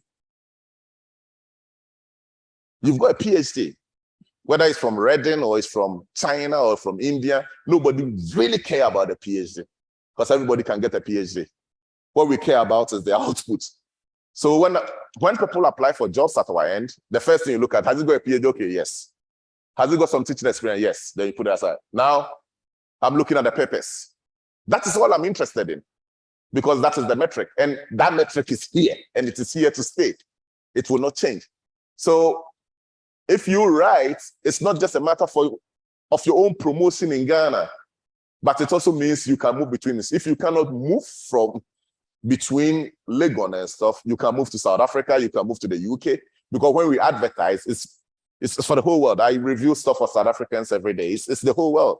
And everybody's looking for somebody writing a paper. So it doesn't matter whether you were in Kumasi or you were in Takwa, Or if I'm recruiting somebody from China and I'm recruiting somebody from Iran, why shouldn't I be able to recruit somebody from here? They got PhDs. You got your PhD from Nicaragua, Open University. I don't care. People fight over those things here. Oh, the PhD is not a good PhD. Who cares? That's not important. Tell me what you can do. That's what we are interested in. Show me the papers. Yeah, because if you have the papers, then you can move it. That is why guys have to start to think about this and say, look, this is what I want to do, because you can complain and complain and complain and complain. At our end, we say people who complain in the institutions are the people who cannot move between institutions. And if you cannot move between institutions, because it means you don't have papers. And if you don't have papers, it means you are not competent. So the people who complain are not competent, 99% of the time. So your ability to move between institutions is all determined by these papers. And if you are sitting here at Kumasi and you can do 2 JBRs, if you get 2 Journal of Business Research, send me an email. We will give you a job. We will give you a job, because we are and don't tell me you cannot do that and somebody else in China. Not China any bro if a Chinese can write that, why can't, if an Indian can write that, if a Nigerian can do that? But it's because sometimes better don't you? Anyway, so means through which we build our reputations and stuff. So so you come to the British Academy of Management, and the whole UK schools, about 110 business schools. You've got the deans, you've got the professors. I'm a black boy, I'm a Ghanaian. When I open my mouth, you know that I'm not from, and you go in there and you say, somebody actually picks you and say, okay, come and chair this track. Then the next day they say, come to the council. The next day come, and Joseph is the vice dean for research. If you think about it, when you want to play for England and you are a striker and when Rooney scores 10, how many do you have to score to get him? You have to score 20. You have to score 20. And if we've been able to do it, then you can also do it. But I know the condition is very, very difficult here. It's quite complicated, but the publication system has come to stay. We have to deal with it. We have to manage it. And we have to understand the way it works, how it builds our reputations. Right. So I've got this quote here, which is quite interesting, from Bayer. He talks about one defining characteristic of a scientific contribution is that it must be communicated to other societies. So you may be the brightest person in this whole technical university. If you are not communicating your ideas to other people, you are not bright. Yeah, it's very simple. It means you are not bright. You have the ideas, you're sitting in your room, you have to put it out there. Otherwise, a theory, or a set of results cannot inform the work of others, or be subjected to rigorous scrutiny and possible disbelief, possible disproof. So when you write a paper and you send to a journal, the paper is sent to anonymous reviewers. One is in India, one is in Israel or something. They don't know you. So you are basically putting yourself up for scrutiny. You say, look at my work, review it. He says, oh, this side is wrong. Can you change this and that? And it comes back and you do the corrections and it goes through and maybe it becomes successful. That is what science is about. So if you are not publishing, putting yourself forward for people to criticize your work, then we cannot make progress. Then you cannot tell me you have that reputation for me to give you that promotion. You cannot tell me you have that reputation for you to cross from one institution into another, because you have not put your work out there for people to criticize. And scrutinize. So despite much criticism of how our journals work, everybody criticizes our journals. Everybody says it is rigged. Yes, I know, to some extent. Like I said earlier on, because you've got a publishing house, it's in the West, you've got the editors, you've got everybody there. Sometimes if you are publishing work from Africa, people don't want to read anything from Africa.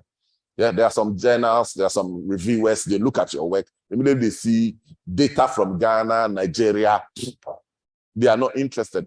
So there's criticism.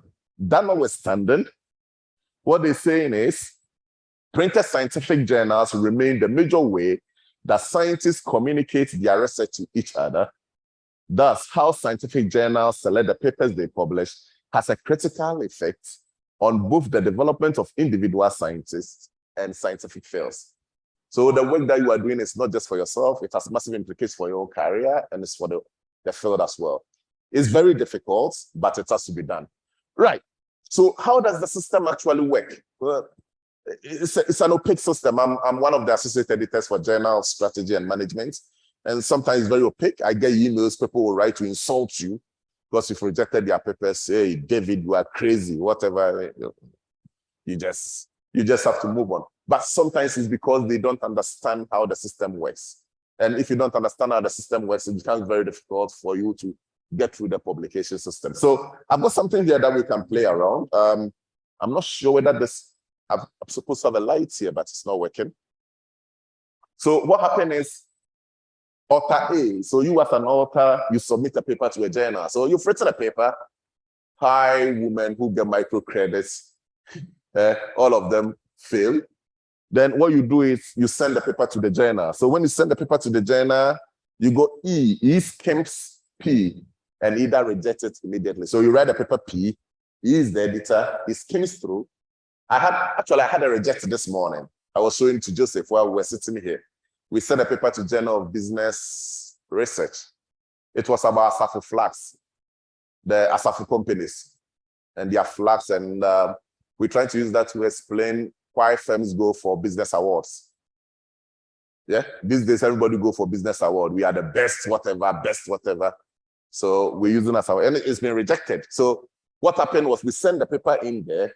The editor-in-chief sent it to the associate editor, the senior editor who had a look. Then the senior editor then allocated the paper to an editor. The editor, he's a Norwegian guy. The editor is a Norwegian guy. This morning he wrote back, I'm sorry, David, reject. Thank you very much. When you do it for some time, you get a thick skin, isn't it? You don't care. Joseph, how many rejects you get in a month? Yeah, you get rejects. It's very funny. Somebody is sitting somewhere in some rat-infested bed, somewhere in some corner in some village somewhere with this laptop, and your paper comes in and rejects. He doesn't care. But you have to take it on the chin and keep working, because you also reject people's work. And you are not rejecting the work because the work, I don't like you, because I can't see you. If I'm rejecting your work, it means I disagree with you. The guy is rejecting the work. He's not saying I'm stupid or what I've written is wrong, but he disagrees with what I've written. And I have to make sure he agrees. So if he doesn't agree, I have to look elsewhere to write. So somebody rejecting your work doesn't make your work is bad or poor or whatever. It just means that they disagree with you. So the editor skims the paper and decides. If he decides that it's not good enough, like mine, they send it back to me. If he thinks it's okay, then it goes to the yellow, somewhere here. Then he send it to reviewers. So you got the reviewers here. So that is when your paper could be sent to minimum 2 reviewers. Some journals use 4, some can use 5. So the paper you've submitted, one has been sent to somebody in New York University, one is in Braunschweig in Germany, somebody's in the UK, somebody's in China. Independent people sitting, reviewing your paper, and they will write all sorts of rubbish. You don't take it to heart. Remember, they are criticizing the paper. It's not you. They are criticizing. It's not you. That is what they have in front of them. I keep telling students, a student fails an exam and they come to, oh, you failed me. No, I didn't fail you. It's the paper that failed.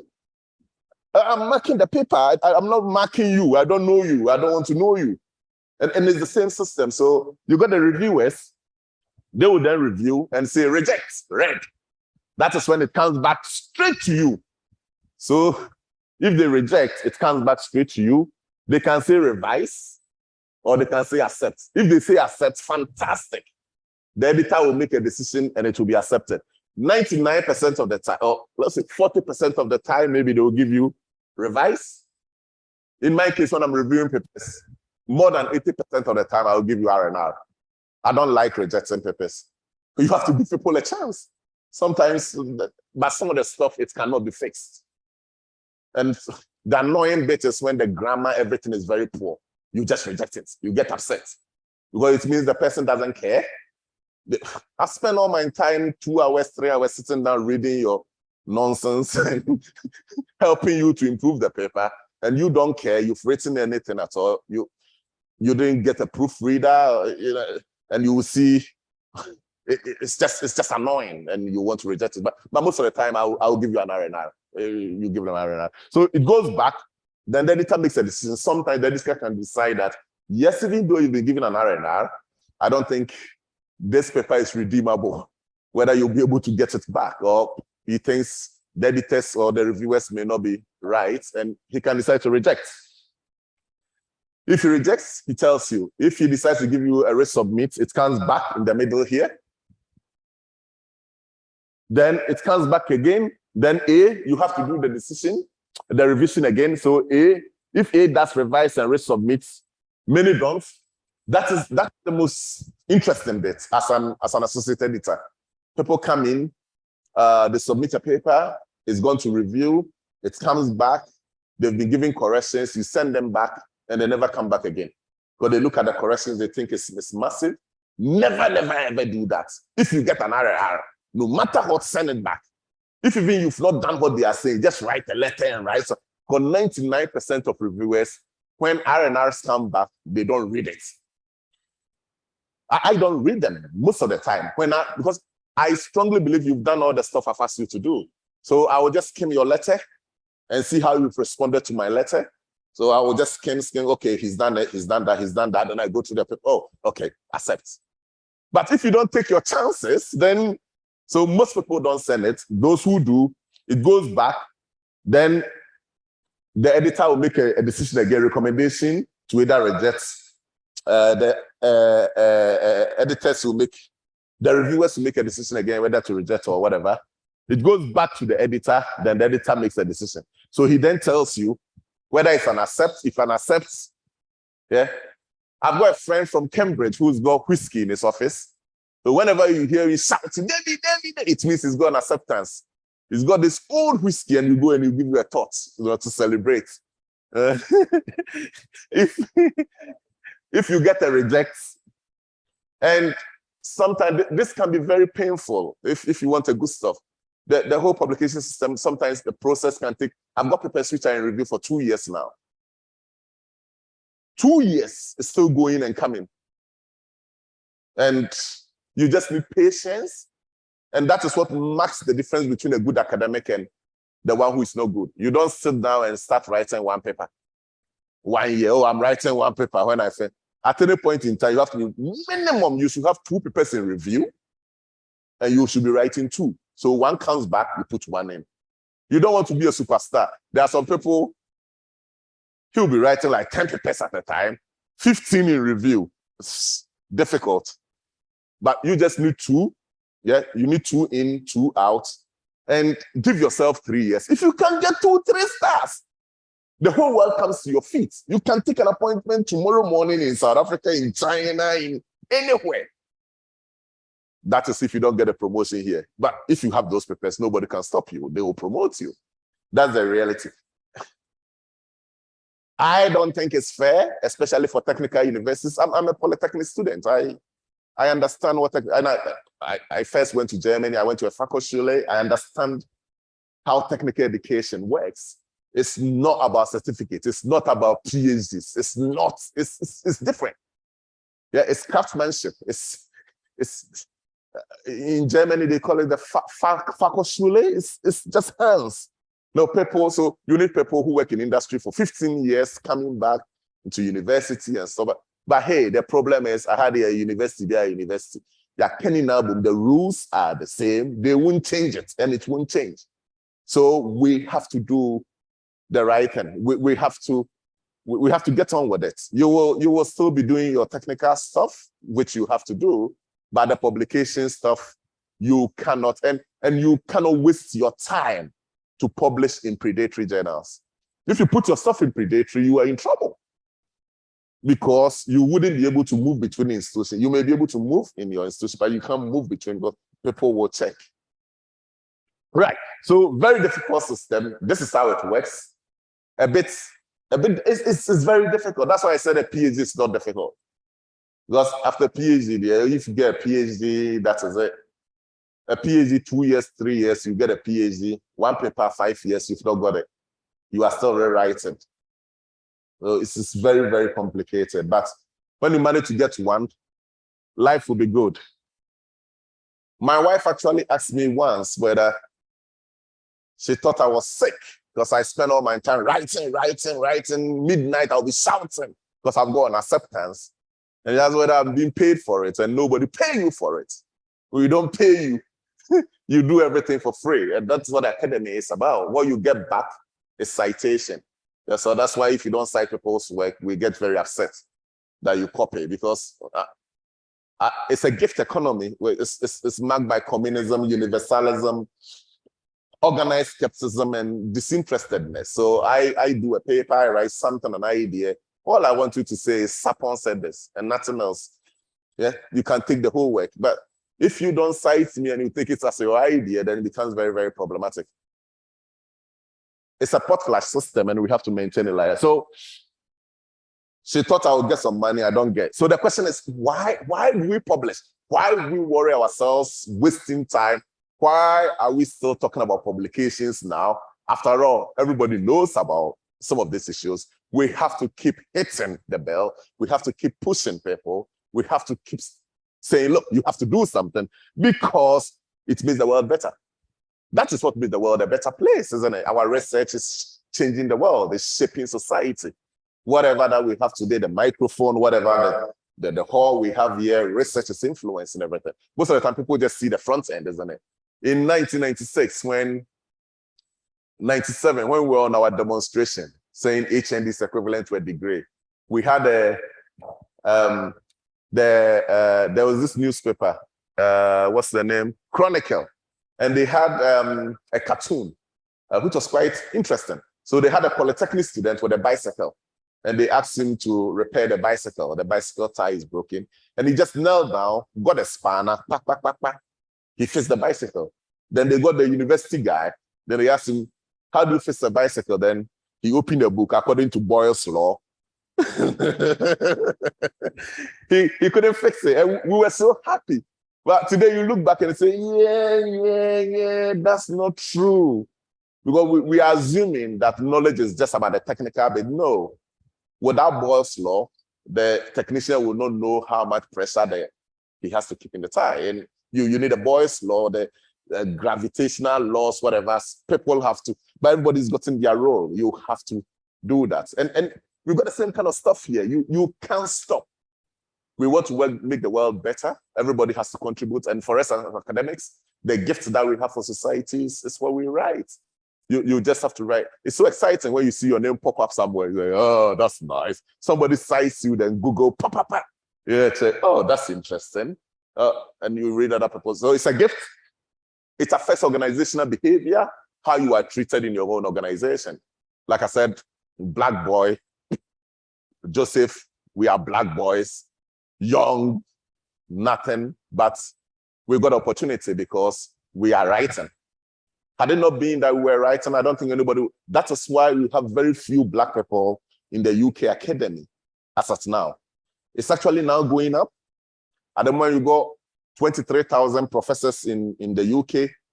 How many of them are Black? 160. You can put in Google, how many Black professors in England or in the UK? 160 out of 23,000. Why? Because the system before then was not based on merit. And when I say merit, it's because it wasn't the papers and stuff. But today, because we have metrics, everything is changed. So if I apply for a job, I may be green, blue, Chinese. It's not about my color. It's about the work. It's about the citation. It's about the materials it's produced. And that is what is giving us an opportunity. So competition can be good. That is how, before then, 10 years back, I don't think there were even more than 20 Black professors.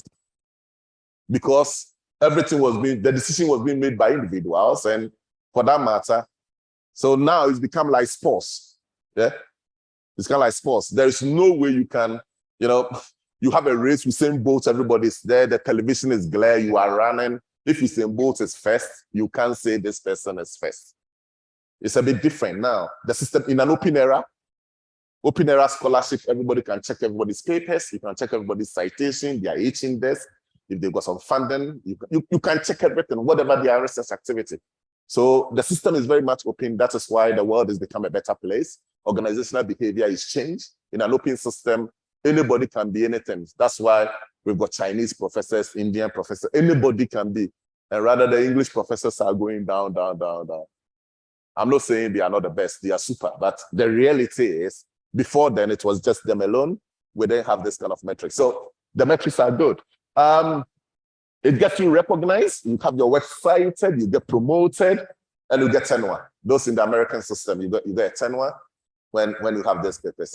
And the funny thing is, I know it's not fair, and I agree with you, but the reality is, it is what it is. It's papers. Nothing matters. It's just.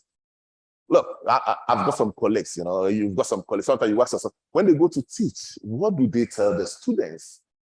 Because even constructing a sentence, well, most of you have studied abroad. You've got some Chinese and other people in your class. You know that, come on. But the guy is a professor. Why? Come on.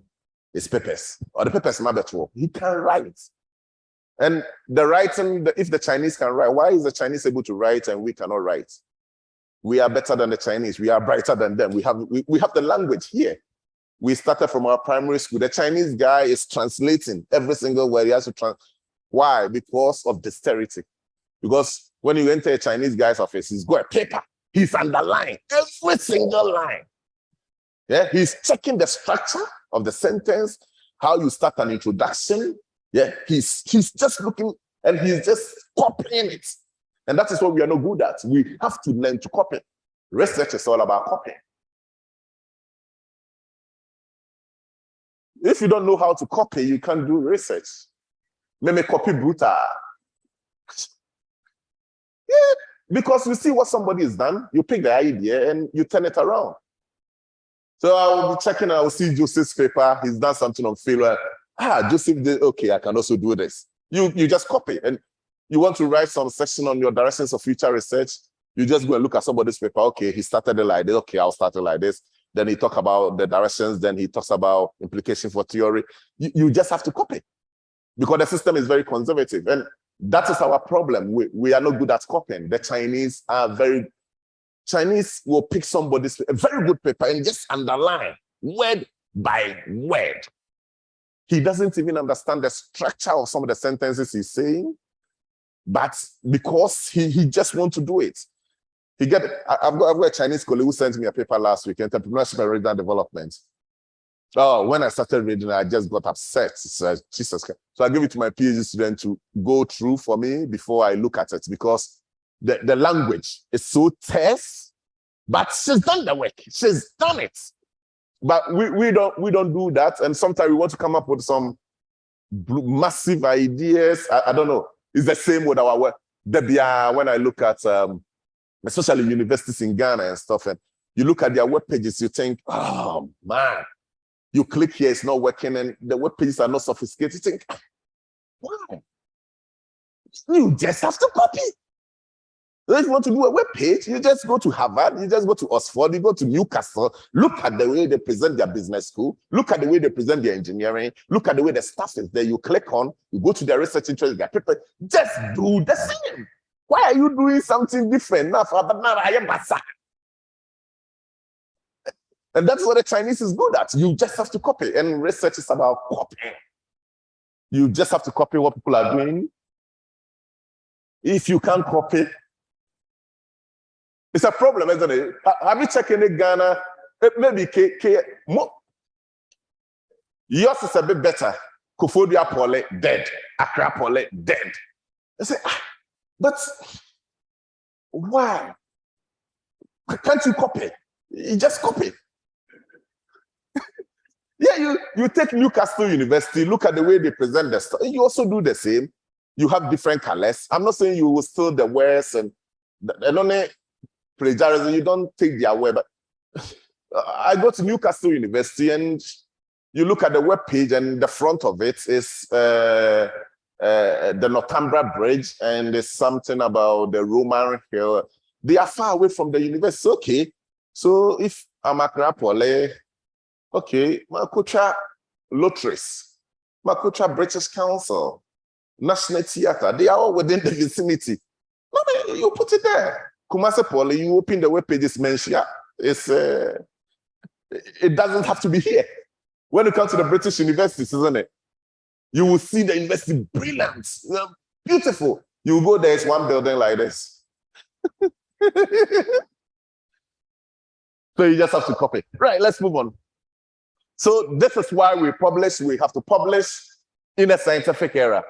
Right. The problem is those disciplines with consensus, normally they got their publications coming out quickly. So if maybe you are in chemical engineering, you are in microbiology, my friends in chemistry and stuff, normally their papers within 6 months, sometimes 3 months can even come out because there is consensus. Sodium carbonate is sodium carbonate, yeah? Sodium chloride plus HCl or whatever will give you, everybody know, calcium carbonate. That is it. But for us, there is no consensus. In business and management, it's very fragmented. And because it's fragmented, the lead time, the throughput time is very long. That's why it can take 2 years, 3 years. Because for us, it's an applied science. You can, every sentence you've written in the paper, I can argue with you. But when the scientists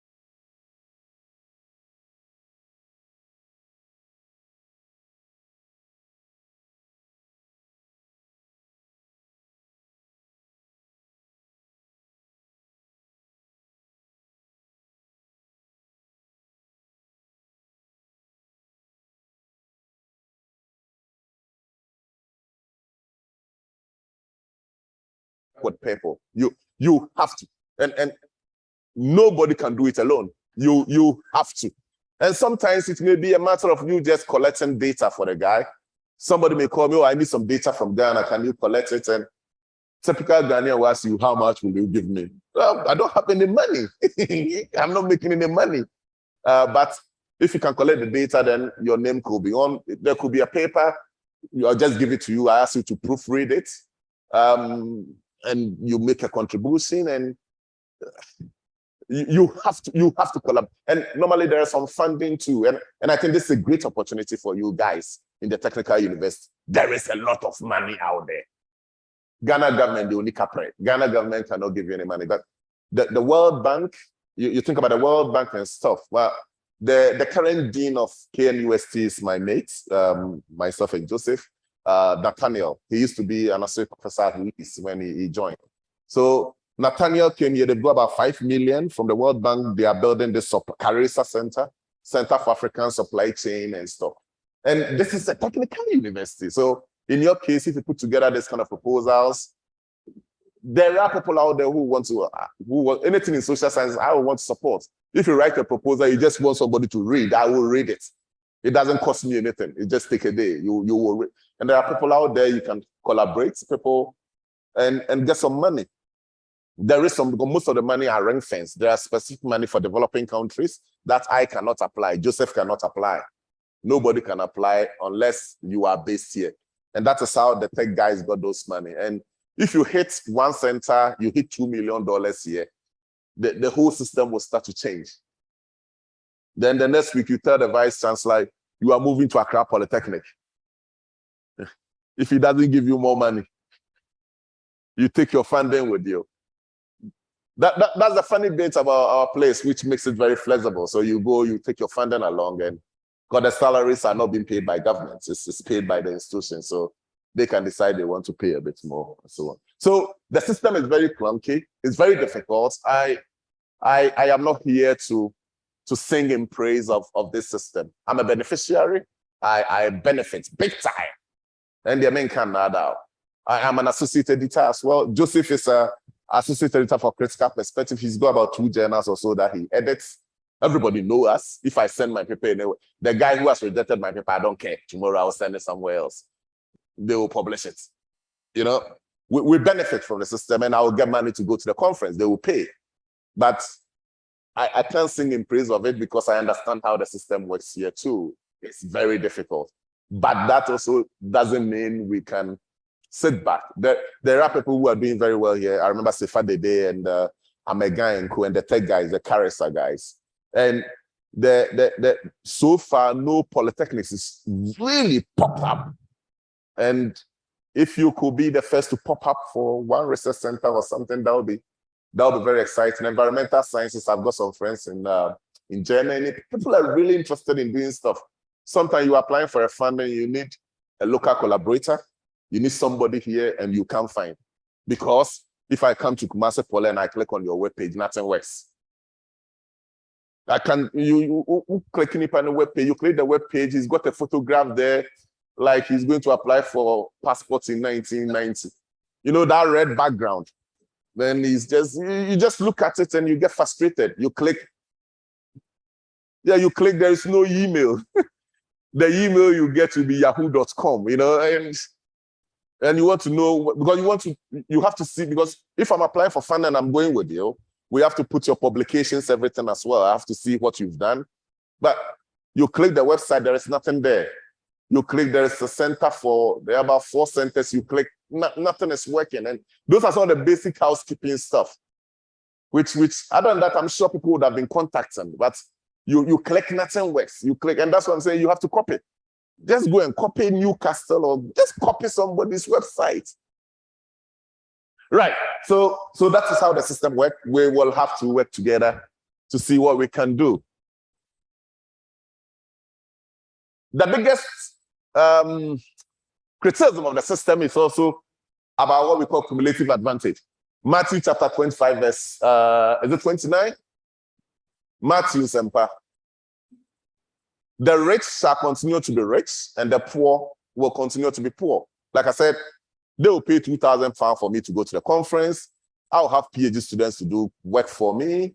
I have all the access. I know the editors. I know the people. I will send the paper. Yeah. And if you want to publish, you don't know anybody. You may write a very good paper. You have to come and get me and put my name on that paper. Just to help you to get one. When you get one, I will get 7. So the rich, the system is not fair, isn't it? The rich will continue to be rich. I write so many papers. Some of them have contributed maybe a line. Nothing, because I've got 7 PhD students. Everybody wants to write. They write, they put my name on the cover, raise out, okay. Then you'll get a paper. So the rich, I'll continue to get more. And the poor man, the little that they have, we take away from them. So when we take that away from you, I get more papers, I get recognized, then I will become the editor. Then I will then reject your paper again. You get how the system works. So it's very cumulative advantage. I've got advantage, manage to go to the conference, write papers. I've got advantage to recruit more PhD students. The students will do the work for me. I'll put my name on. I get more paper. Everybody know me all over the world. I become the editor. Then you send the paper. Then I kick it out. Yeah. So it's very common, and it's not that I'm bright. There are people who are very, very, very bright. They are supposed to be there, but because they don't have that cumulative advantage. Yeah. Matthew chapter 25. There's particularism. Particularism versus universalism against particularism. So the idea of people being particularistic. So an idea coming from Ghana, you send a paper from that paper that I'm talking about, that Gopole paper, it was rejected probably about 7 times. We went to human relations, it was rejected. We went to organizational behavior, it was rejected. Human resource management, it was rejected. Rejected until somebody called Africa Journal of Management.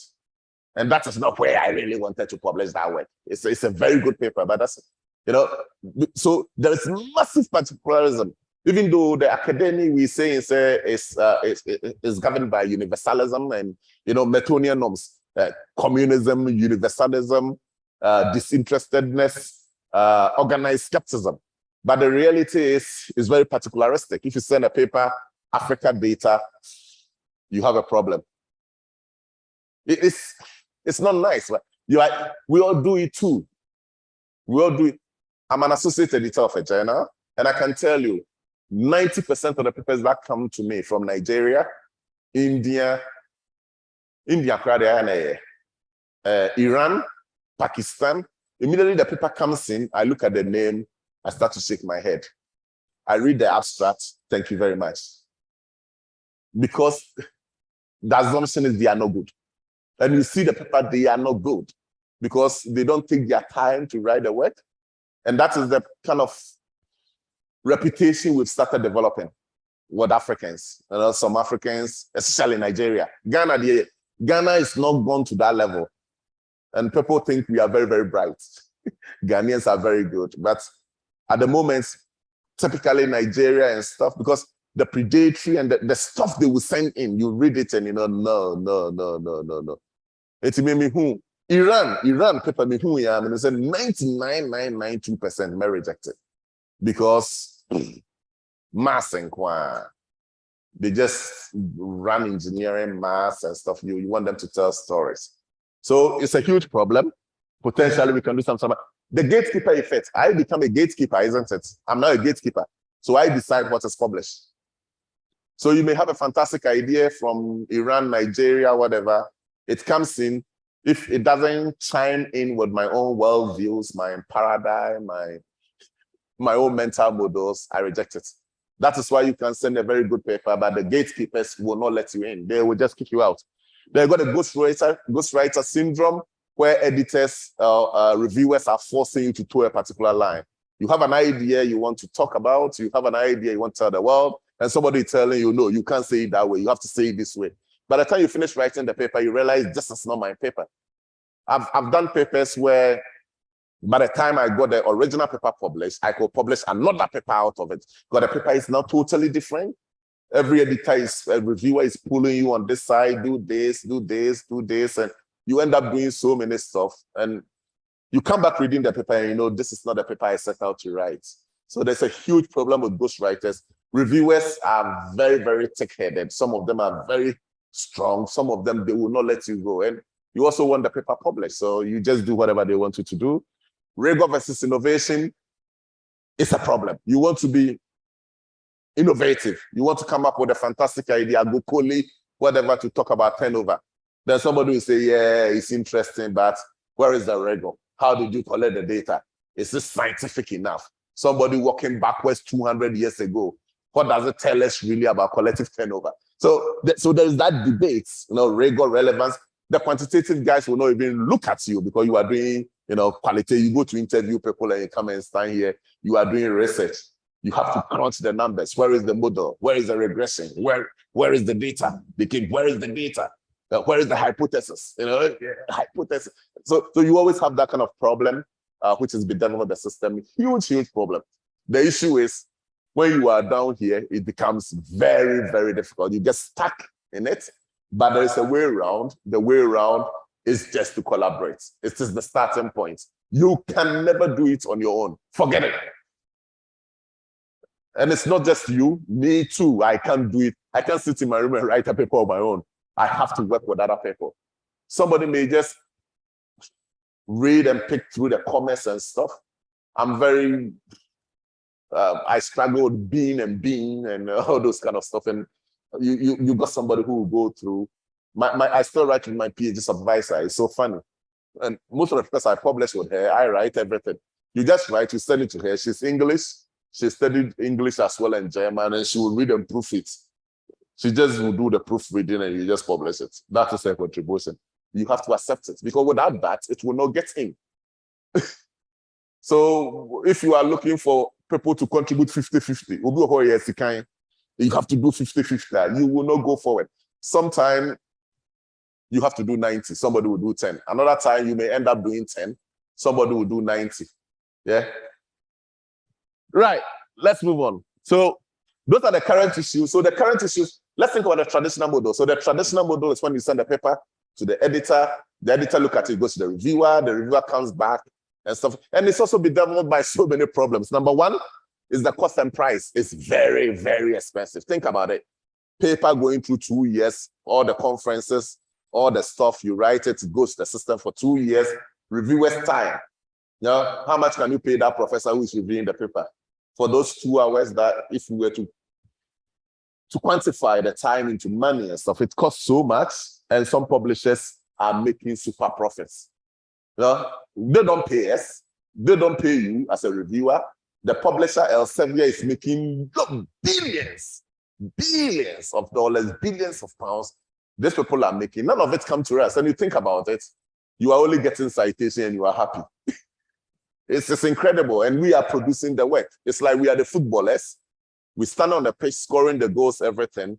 They are not paying us the money. Then the managers and the agents and all those people are making the money. That's why you shouldn't be worried when footballers are paid 10 million, whatever. The money they are generating is massive. They actually even deserve more than what they get less than a quarter of what they deserve to get. If you think about the value they create. And in our case, we are creating all that, but we don't get anything. It's incredible. Lots of money going in there. Then amount of research and number of journals worldwide is steadily increasing, as in the number of new and emerging academic fields. So it's increasing. It's providing opportunities now. Now there are opportunities for you to publish elsewhere.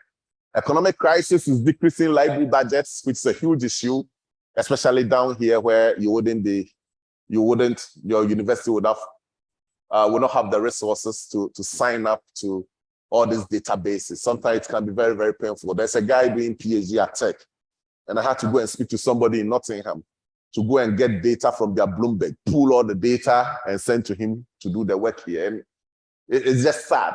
Whereas every British university you go to, Bloomberg is just a room and everything is running 24/7. Students, children are sitting there, everybody is doing their stuff. And here the guy needs this basic data.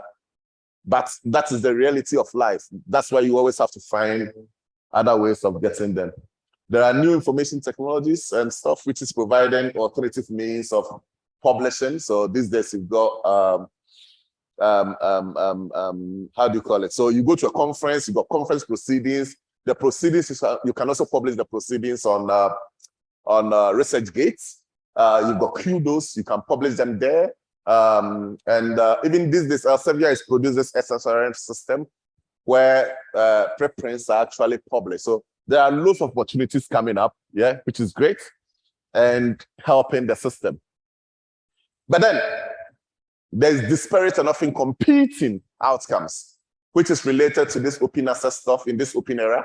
So every university in Ghana now is going to China, and you think, oh, Ugwa Journal of Science, Koforia Poly Journal, Accra Technical Journal, Pentecost University Journal. I think it's interesting, it's good. If you are running it locally to help people, yeah, to develop their research gradually.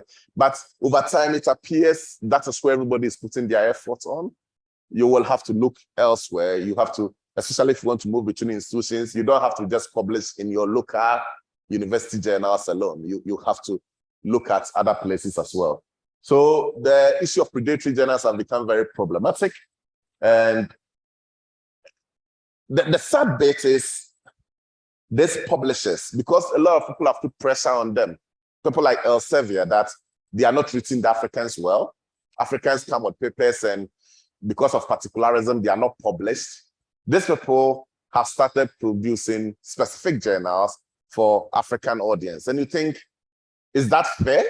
So Africans will send the papers there. The papers are not rigorously reviewed. Come on, everybody have to be held to the same standards. And they are publishing papers, and the African is happy because he thinks it's in Elsevier. But it's an Elsevier second-class journal. You don't want to be there. You can't use. So I've got a typical example. I used to have it on my Facebook and think about it. This is something somebody published. And look at the title. Bioactive Constituents of Wache. Wache pa. So bioactive constituents of wache, a local Ghanaian dish with prepared with sorghum bicolor. Come on, you are joking. So they've created, I think the name is what, Scientific Africa. They've created some of these journals, and there was one of them which somebody was comparing jollof from, how do you call it? He was comparing jollof from funeral jollof and wedding jollof. Yeah, and they publish it in the Elsevier journal, and they are happy. It's because they are creating this second class, which is not right, and people have started speaking up against it. It's really not on at all. There are about 3 of them or 4. They are all from is it who? The whole university. It's just, I don't know, the guy is there. Is this Scientific Africa? When you put Wache and stuff in, what Wache saying?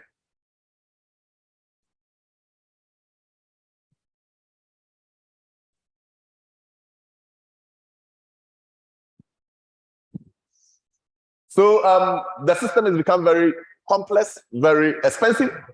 Full economic costing is now involved. Technology 2.0, unable to deliver. Now 4.0, open access. Even the open access, we have to pay. So the UK government is now signing up this golden access where we pay about £2,500. So for every paper that I will publish and make it open access, my university will pay the money and it will become available. Again, Matthew chapter 27. It's not fair at all. Right. The market for scientific papers, a very peculiar market. Joseph, I will end. It's getting too long. It's getting too long. So some cost analysis, I will leave the slides. It's a very long one. So that is just, this is about the recent, it's about 10 years ago, they did a review of the publication system. They call it the Levis. Joseph, what was the name? I've forgotten the guy's name. Is it the Stan review, which they did, which computes all the cost of journals and all those kind of. So I've got all those data sets here to give you an idea how much it costs to do research and stuff. Very complicated, and it all points down to the fact that you guys have to join. We have to collaborate. We have to find ways and means. Actually, I need to tell. I was telling someone that I don't know why you are not. We have to take advantage of it. So, for example, if Kumasi Technical University is looking for visiting professors, I've got about 10, 15 Ghanaian academics who will be happy to put their name on the system, on the pages, in case they are here to, maybe once a while if they come in to deliver just a seminar or something. So then you can potentially collaborate with those people and meet people. Other than that, it becomes very complicated. It's very difficult to do it alone here. And especially the traditional universities have been struggling. So if you're in a technical university where the resources are much more constrained, then the best way to go is to go for collaboration, meet other people, and try to work with them. Don't try to work alone. You will die. It's never possible. So the open access debate, we all know the open access now in an open era, whether it's right or wrong, is great because it allows people to have access to these journals, but also it's led to the proliferation of these predatory journals, which has become very complicated. Business and management is very complicated. The Livingston Inquiry help with the benefit of the open access. So you can see the benefits of the open access and the closed access as well. So I'll leave the slides. It's more about UK kind of stuff, stories about how the whole system is proliferating and changing. So I'll leave the slides, everything, the UK situation and stuff. Then people can look through. Other than that, if you leave me, I will speak for 7 hours. So yeah, I'll leave it. Then there will be some further readings and stuff. I'll leave the slides. My email is on as well. So if anything, we can have a conversation. Yeah, Joe.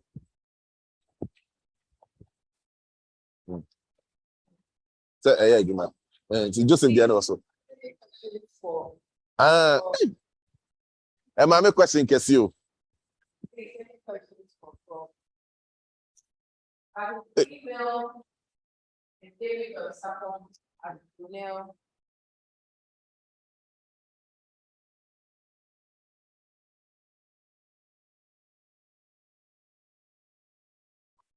It's a very old slide, isn't it? So, old slide now also. No. So just give them the mic. Yeah, you can use the clipper. If you don't use it, they can't hear you. Because that one goes to.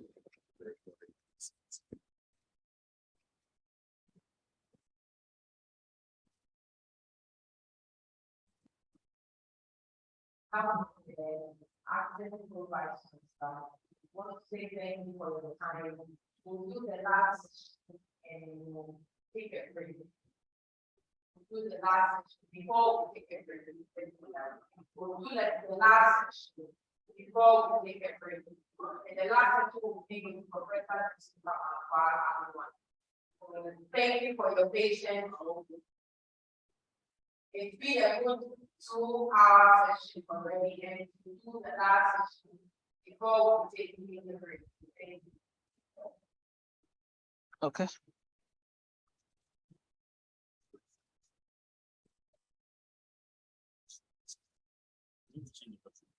Yep. And yeah.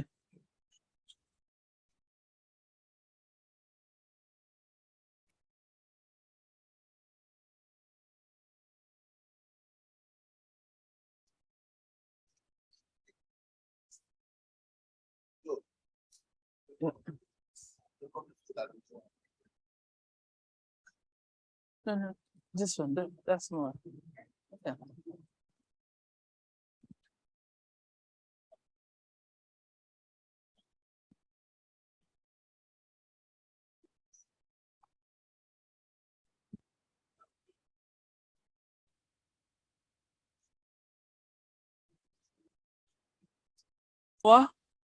And I'm currently based at Kent Business School, and we are triple accredited business school. We are among the 1% of business schools in the world. And I currently serve as the Associate Dean for Research and Innovation, and that's something I've been doing for more than 1 year. And I hope with this topic, I'll be able to build on what David has presented. And he has set a very high standard. I don't think I can meet that. So you should factor that in. What I want to do in this session is to take you through the process through which you can develop your manuscripts for an academic journal. And if you are seeking to publish in a very good academic journal, there are certain components that have to be there if you want to be successful in that endeavor. So I will touch on what constitutes a good academic journal and how maybe you can prepare your work for submission. And as David also hinted, I also serve as an associate editor for Critical Perspective. But more recently, I've been involved in guest editing for a number of academic journals. So industrial marketing management, I currently have something there ongoing on business failure around the world in the post-pandemic phase. I also have a special issue in Journal of International Management, which is an ongoing, that special issue is not closed, it's still open. You're welcome to make a submission. And then I've also guest edited a number of special issues for many leading journals over the past few years. So I think I have a sense of what constitutes a very good or good research paper and what good academic journal entails.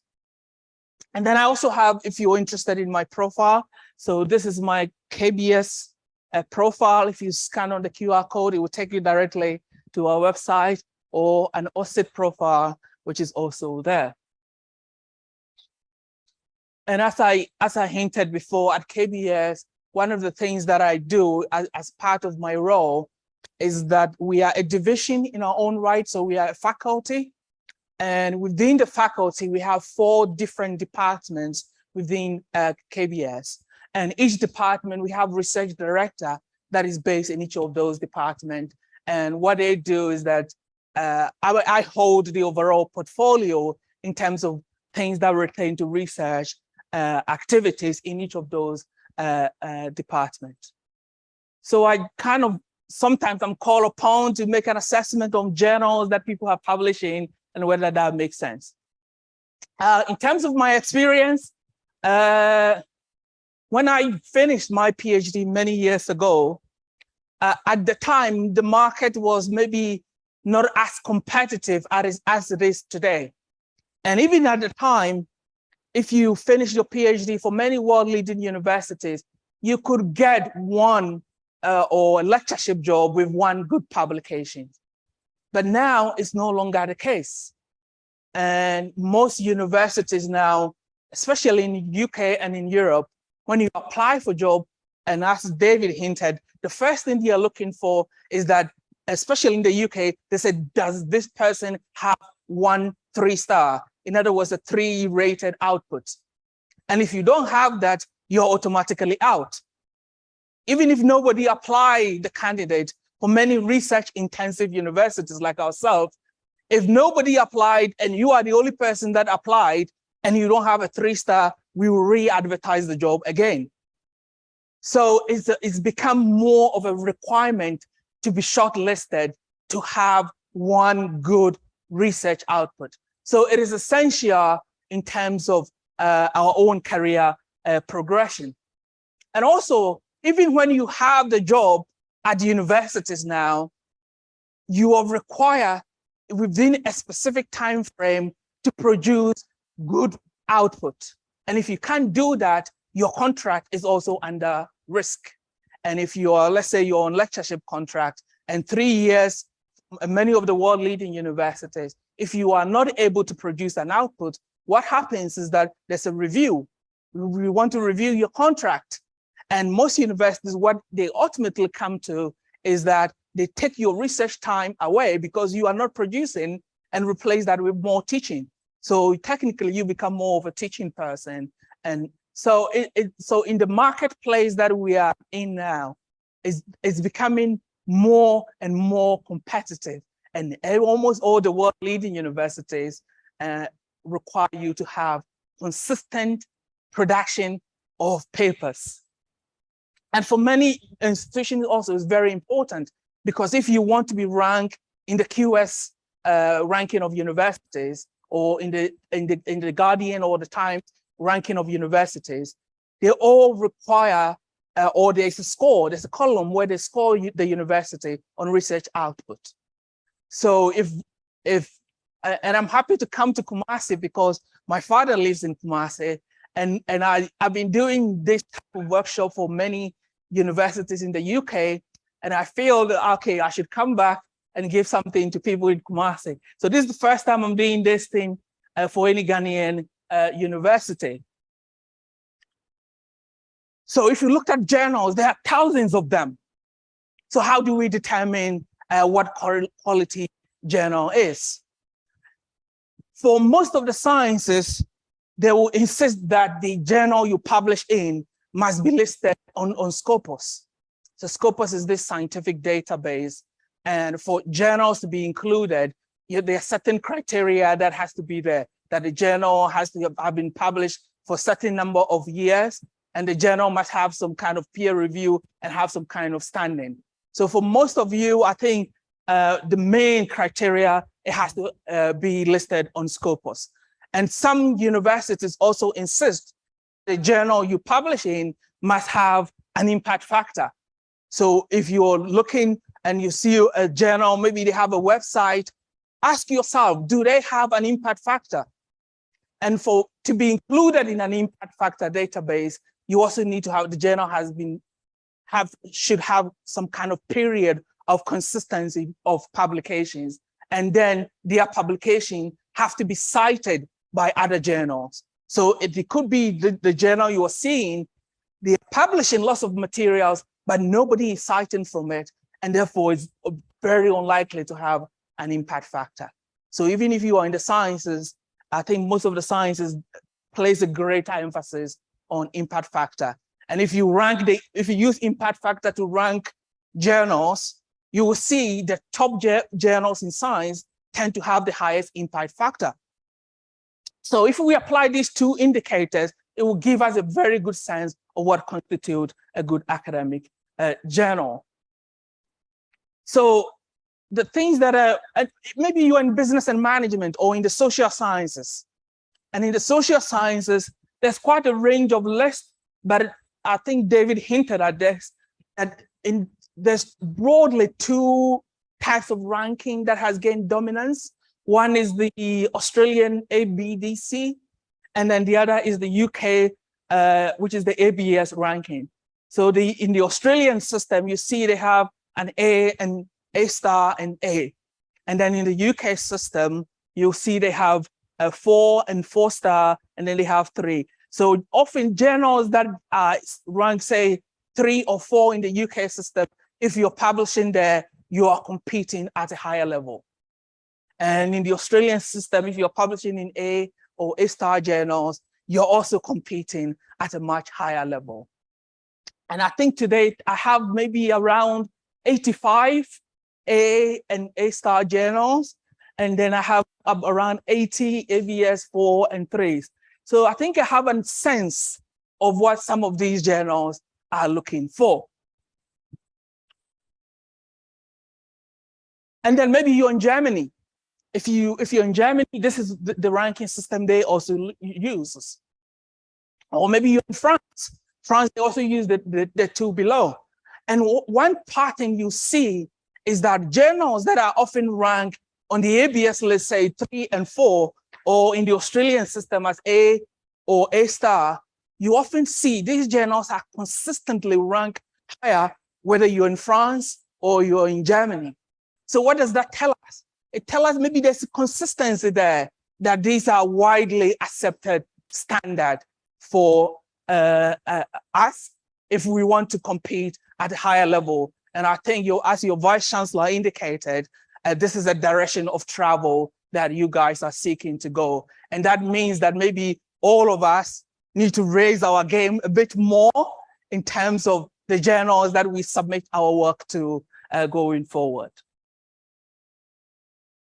So how do we get to publishing in a very good journal? I think almost everybody in this room have an idea, you know? We all have lots of great ideas. And when I talk to many of you, I think that you're more knowledgeable than I am, but a lot of you have the idea that is sitting on the shelf. And maybe one point of differentiation is that I might have one idea or two, but I'll try and publish on them very quickly. And some of you have great ideas and they are sitting on the shelf. So I think maybe we have to get into the habit of writing ideas down as soon as they become apparent. Ideas does not necessarily have to be perfect. And that can be the basis of paper development. So I'll come back to some of these as I proceed with my work.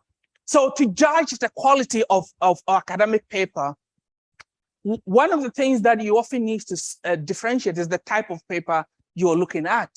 So sometimes you see somebody have an empirical paper and the template he's adopted is more of an editorial approach. So you have to be able to differentiate these type of papers. So sometimes journals only publish review papers. In other words, you have to review the existing literature. And review papers have their own components. So for a review paper, you have to give reason why maybe you are conducting the review. It might be that maybe the literature has flourished, but has flourished in so many different disciplines. And maybe you are doing the review to somehow bring it all together in one location. But you need to do that to make the case for a review paper. So often, most of the review papers that I have done, one of the main challenges has always been on the method that you often would adopt if you are trying to publish a review paper. And for many editors, they'll say, why are you selecting these journals? Why are you not selecting maybe the 2,000 other journals that I indicated earlier? Why are you maybe looking at a particular list? And even in business and management, you see we have some lists like the Financial Times. They have their own list of world-leading journals. The Australian have their list, and as I indicated, UK, we also have a number of lists. So for a lot of review papers, you might get knocked back largely based on the method you have adopted. So one of the things that I, over the years, have observed when it comes to review papers have always been the method side. And often, if you adopt maybe a more consistent approach, if you place more emphasis on kind of the keywords you use rather than the type of journal, I think that is one pathway to improve the quality of a review article. And then there are also journals that publishes purely method papers. And if you don't send method papers to them, they will reject it outright. Another type of paper that maybe you might see in some journals and a lot of journals is conceptual development. There are some journals that are largely devoted to conceptual development, and then there are journals that don't accept conceptual papers at all. So if you might have developed a very good idea, a very good paper, if you send it to the wrong journal, they are more likely to reject you, and then often they will reject you multiple times, and that might kill your more motivation for wanting to move forward. And then there are some journals that it doesn't matter whether you will have a qualitative or quantitative database, they embrace all of that. But we also know that if you are targeting an American journals, they are more like, especially the highly rated American journals, they are more like, I would say they are more favorable to a quantitative type of an approach. And I think if you adopted qualitative, you often face much bigger hurdle to cross in terms of being successful in those type of journals. And then also you have invited papers. Sometimes I see, and as an editor and as a guest editor for a number of journals, sometimes you see individuals making submission to the special issue, but they've written their manuscript following an invited paper format. In other words, a lot of invited paper format, they often don't go to the review process at all. It's just an editor. If I'm a guest editing for a special issue, I could ask David to say, David, write me an invited paper, and that paper would be subjected to a completely different rules than, say, David submitting to the issue of that special issue. So invited papers, often the bar is much, much lower. So that's not where we want to look for template in terms of getting to a higher level. And also opinions and commentary. There are some journals that also make room for people to write opinion pieces and commentary. So how do we get to publishing in very good academic journals? I think the first starting point for a lot of editors that you will encounter, often the paper you send to them, they will not read the whole paper. They often will read the introduction, and in most cases, 5 or 10 minutes of reading your introduction, they made their decision whether to send your paper to review or reject the paper. So and many editors, what they are looking for is what many academics call the hook. Do you have the hook? Do you have a kind of storyline that catches their eye? Or have you made some kind of observation that when somebody looked at it, maybe I should look at this again? And sometimes you might have conducted an excellent study, you have a very good data, but you have not articulated or have not shown how your study at the outset builds or expands the existing literature. And in that case, if that is lacking, as soon as the editor sees that element is not there, often your paper is going down the rejection route. So in developing our paper, I think one of the main things we want to emphasize is that, and for in the past, and this is something that I see with lots of African papers, sometimes you get a lot of people send papers, say, well, this has not been done in Africa, so it must be interesting. In the past, I would say yes. Now, they say, well, this has not been done. Why has that not been done? Why is answering your question, that question, interesting?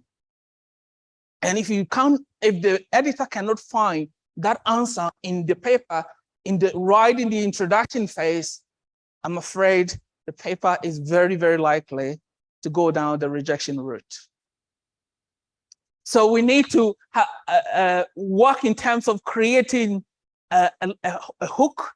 And this is where many, especially in the social sciences, say originality. What is new that you are presenting? And sometimes the editor reads the introduction, he thinks, okay, there's a hook here. Then sometimes he goes back to the abstract and say, what is it that this person has observed? And if your findings is not that new, I'm afraid you will see in the decision letter from the editor, he will say, we know this already. And sometimes that is predicated on how you ask the question, So sometimes if you don't emphasize a lot of your originality in the abstract, the editor looks at it, he said, no, I'm going to reject your paper. And there are a number of ways that we can highlight originality in terms of, it could be theoretical integration that you pursue. It could be your data setting,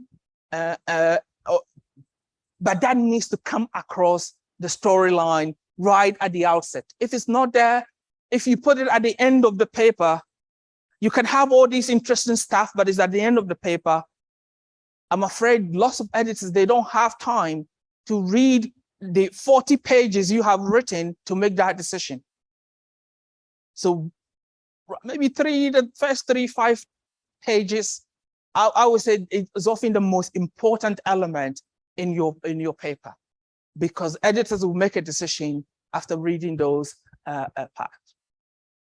And then a number of times also you see editors say, well, you have not motivated this study enough. You'll say, how do I motivate this study enough? And often many editors are looking for reasons beyond just that exist in the literature that you are trying to answer. And for a number of them will say, well, you need to tell me as an editor why answering this question would change our understanding of that subject that you are involved in.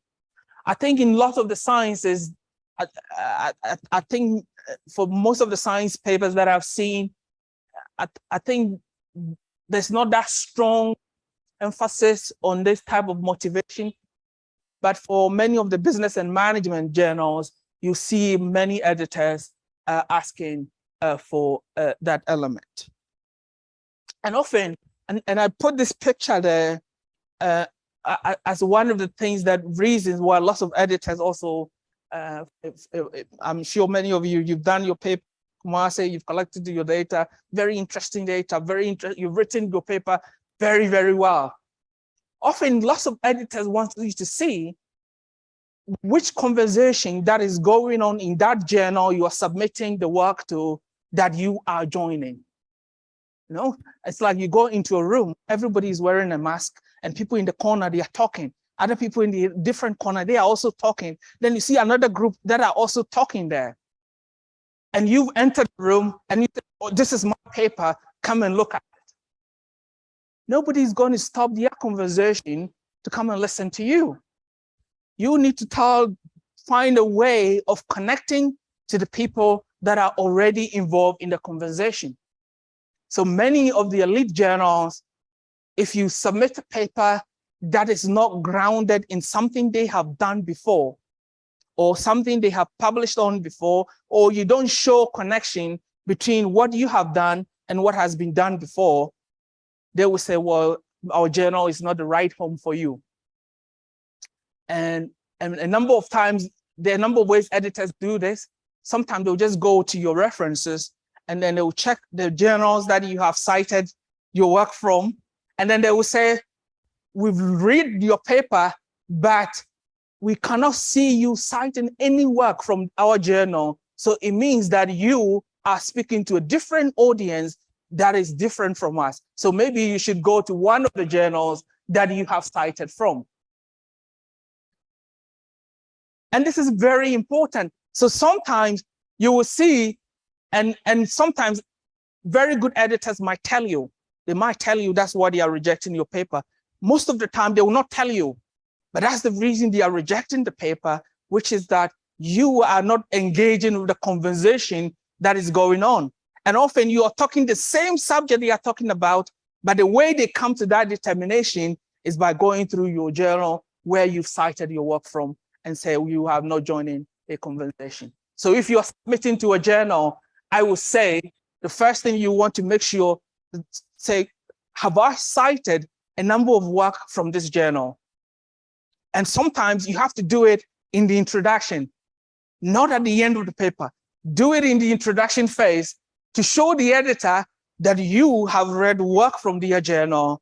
And if you don't do that, a lot of editors, they will reject your paper. The good ones they might tell you, but often they are very unlikely to tell you. And that's why I make the point about your audience, because in many journals, you see the people that have published on the subject before in that journal, they are the gatekeepers. They are either the editor or the associate editor, or they are the reviewers of the journal.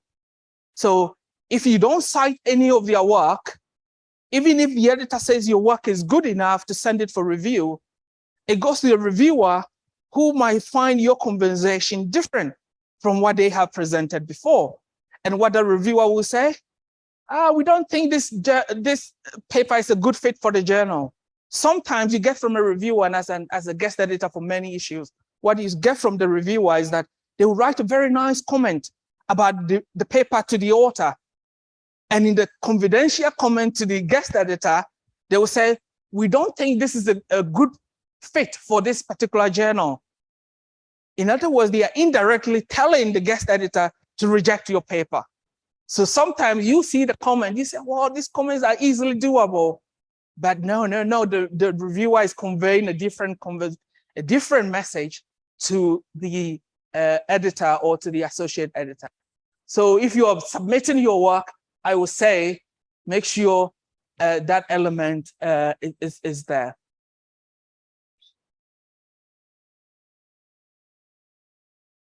And I've also met a number of senior editors over the years that also, many of them also emphasize the point about your title, you know.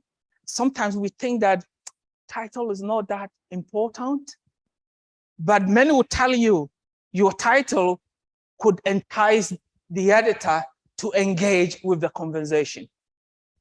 Because sometimes your title will say your subject has been investigated so many times, so there's no need. As soon as the editor you say I'm examining the relationship between organizational culture and employee performance, the editor will say, a lot has been written about this already. Often they might not even go into detail to see how you maybe have measured organizational culture.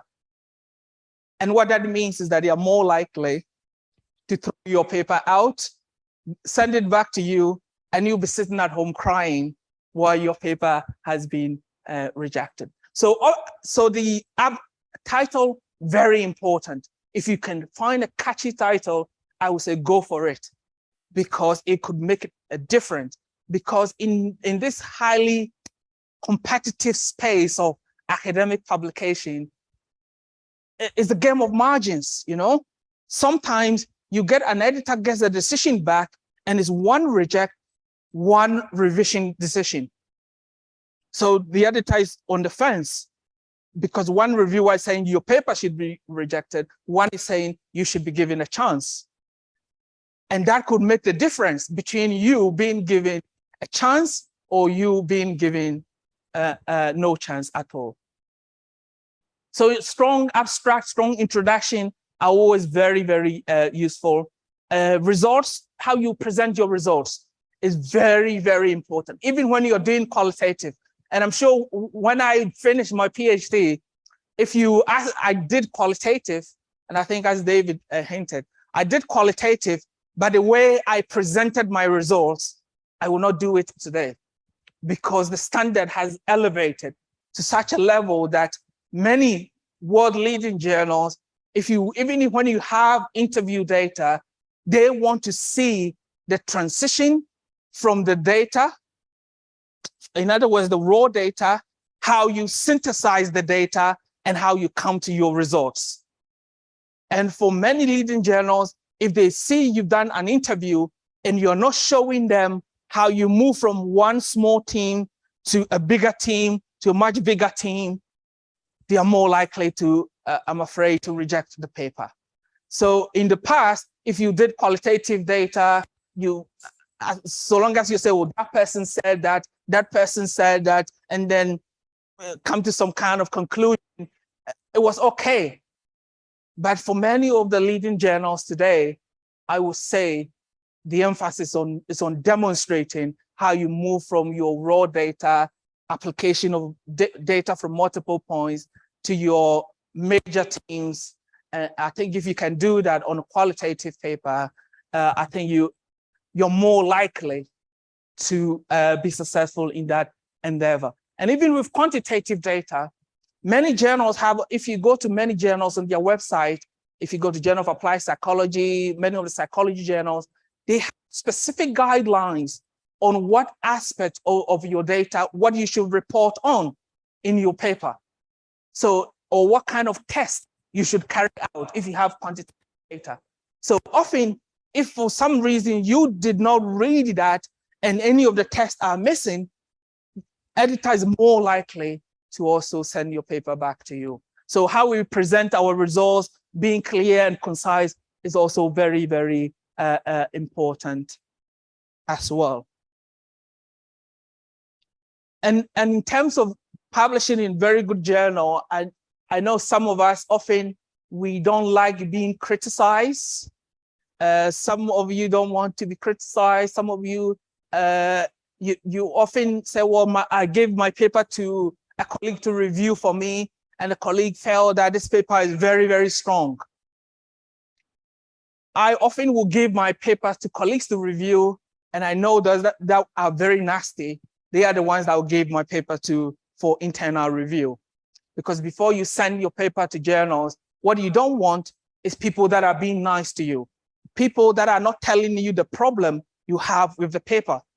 Because there are some people that I have that I work with for years, but I will not send my papers to them to give me comments, because I know they will be nice and it will not help me to fix the problem, or they will not identify the problems that is associated with that particular manuscript. So doing internal review, in other words, getting colleagues or friends to give you comments on your paper, is very, very good in terms of being able to publish in good journals. But you need to be able to differentiate a friend that can give you comments for improvement and maybe be willing to take that critique.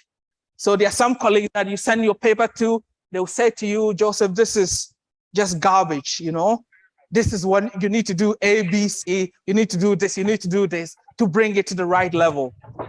And if you are that type of friend, I would say you're a very close friend to me. I would say you're a very good friend, but I don't like those that often would not point out those things. And then also in terms of every journal you are submitting to, they will have some kind of notice. So many of the Elsevier journals, they will have like a very extensive guidelines for authors. If you are submitting the paper to any of them, it's very, very useful if you can read the notice. Often some journals, they'll have guidelines on format, guidelines on results that you should report, or in terms of approaches you should adopt in presenting your paper. And I've often got many of you have often asked me whether you need a cover letter.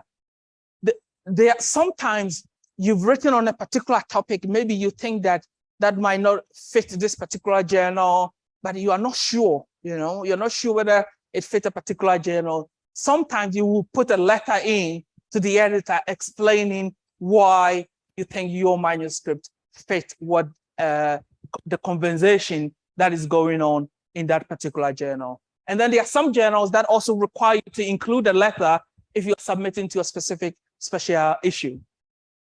But broadly, cover letters are very, very useful if you can use that to highlight your original contributions that your study is making.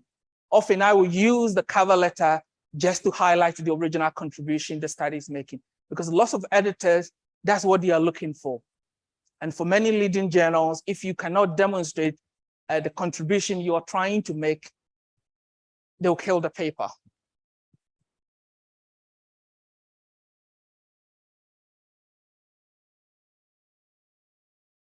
And even when you've done all of this and submitted the paper to the review process, you often see that when you get a decision back from editors, if you get a chance of a revision, you often see around these themes that most reviews are centered around in terms of focus. What is the objective? What is your unit of analysis? Sometimes you get people that set a research question that is organizational level question, but then they have individual data. So sometimes you get reviewers pointing this out. And then also what you're trying to accomplish, the theory you use. For much of the social science, I think much of the accumulated knowledge suggests that you will need some kind of theoretical underpinning. Whatever work you're doing, you need some kind of theoretical underpinning to help the reviewers and the editors understand what you're trying to do. And for many leading journals, if you don't have theoretical underpinning, I'm afraid they are more likely, a reviewer will point it out, and the editor will often highlight that again. If you're lucky, they'll give you a chance to rectify the problem. And if you don't do it, and I'm sure if you don't do it next round, they will reject the paper. And also conceptual clarity, also very important in this.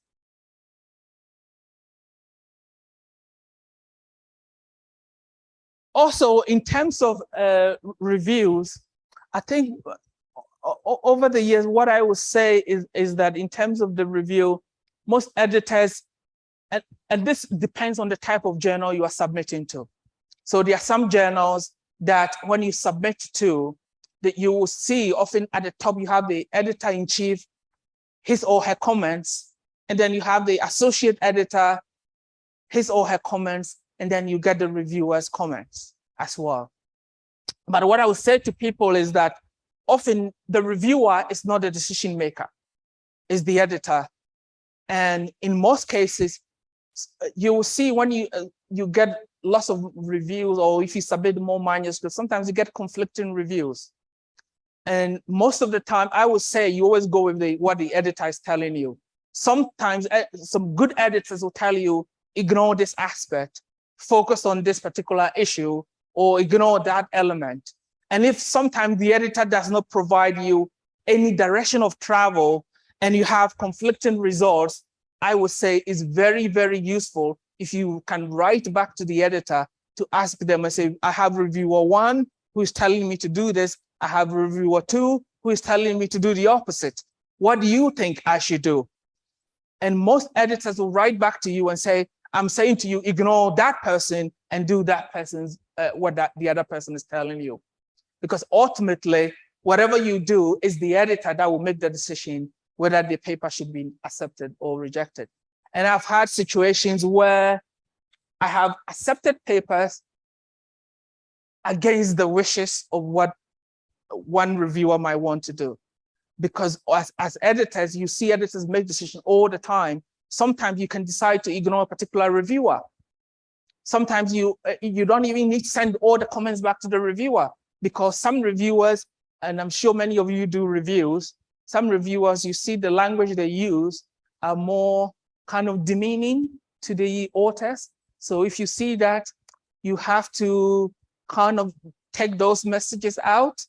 And some reviewers also, sometimes you see they have not read the manuscript. The manuscript is sent to them, they have not read it, and they've sent something back. So as an editor or associate editor, you also have to deal with that, because you could tell the author to ignore that particular reviewer's comment. So yes, the reviewers often are seeking a clarity in terms of contribution. They also see, and this is very important.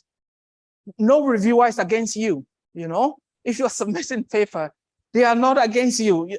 I would say most of them, but vast majority of reviewers are not against you. They are just trying to find ways to help you improve your work. And I think so long as you take that position, then I think if you get a revision chance, you're more likely to be successful. And if you're lucky to get a revision chance, I would say it's very, very important that you do exactly what the reviewers and the editors are asking you to do. When you get a revision chance, that's not the time to go and write a new paper. Sometimes you say, well, oh, my introduction now, I think I can make it much, much better. And then you go and change it completely, and then you send it back. The editor says, no, this is not the introduction we saw earlier. So if you send a manuscript to a journal and you get a very extensive comments back, you see none of them is asking you to change your introduction. None of them is asking you to maybe revamp your introduction. I would say you should leave the introduction alone. If none of them is saying you should change your method, I would say you should leave the method alone and concentrate on what they are asking you to focus on. And I think if you can do that, then that also mitigates the chances that your paper goes and the editors will find new fault. Because often, if you do things that they are not asking you to do, you're opening yourself up for them to find new problems, and then more likely to push your paper down the rejection route. I have some thoughts, some kind of basic thoughts that I have developed over the years. I know you've been sitting down for a very long time, so I'll try and go through this and then open it up for discussion. If you have any comments, I'm happy to take it. So first one, as I indicated, you always need the hook. What is the storyline? Sometimes it could be something contemporary that is happening around the world. Something that is maybe interesting and that gets the editors involved or interested in what you are trying to do. So you need to grab the attention of the editor right at the outset.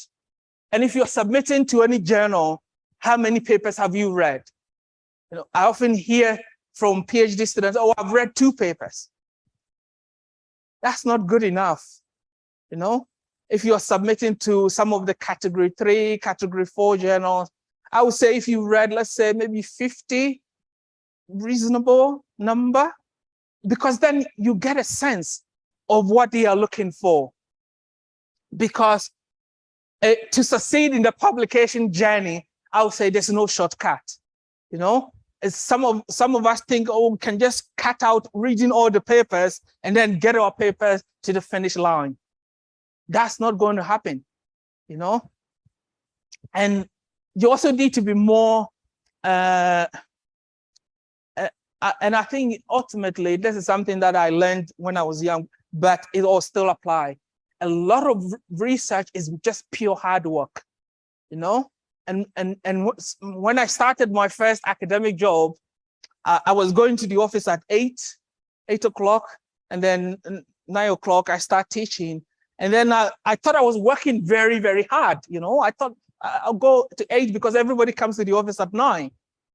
And then we had one guy who was from engineering background. He's actually from Nigeria. And I started seeing every time I go to the office, he was there. I thought maybe he was starting at 7. So I started going to the office at 7. I go 7, he was there. So I thought, okay, maybe I should try 6 o'clock. I go 6 o'clock, he was still there. So, and then I asked him, he was going to the office 5 o'clock in the morning. And by the time I was always going back home, he was still in the office. So I started changing the way I was working and started working more like him.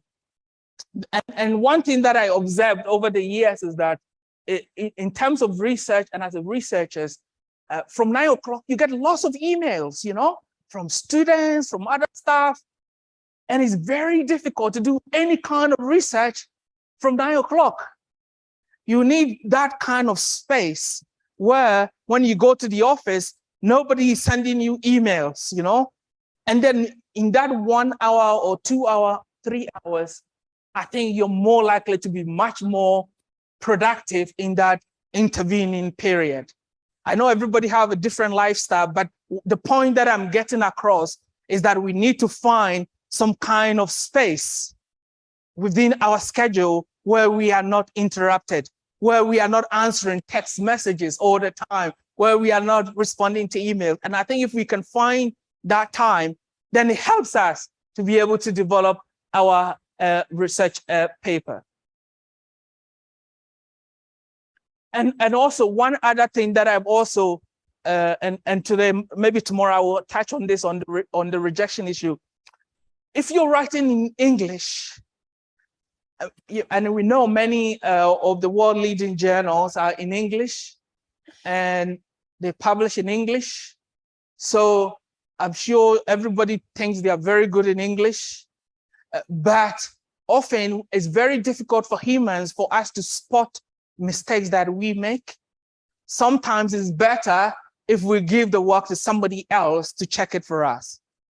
And if maybe you're working on a paper by yourself, which I've done multiple times, often the best way is that you have to finish the paper, put it away for about a few weeks, and then go back to it. And often what you see is so many mistakes that you yourself have made. And sometimes you want to ask yourself the question, how did I manage to write such rubbish? You know, and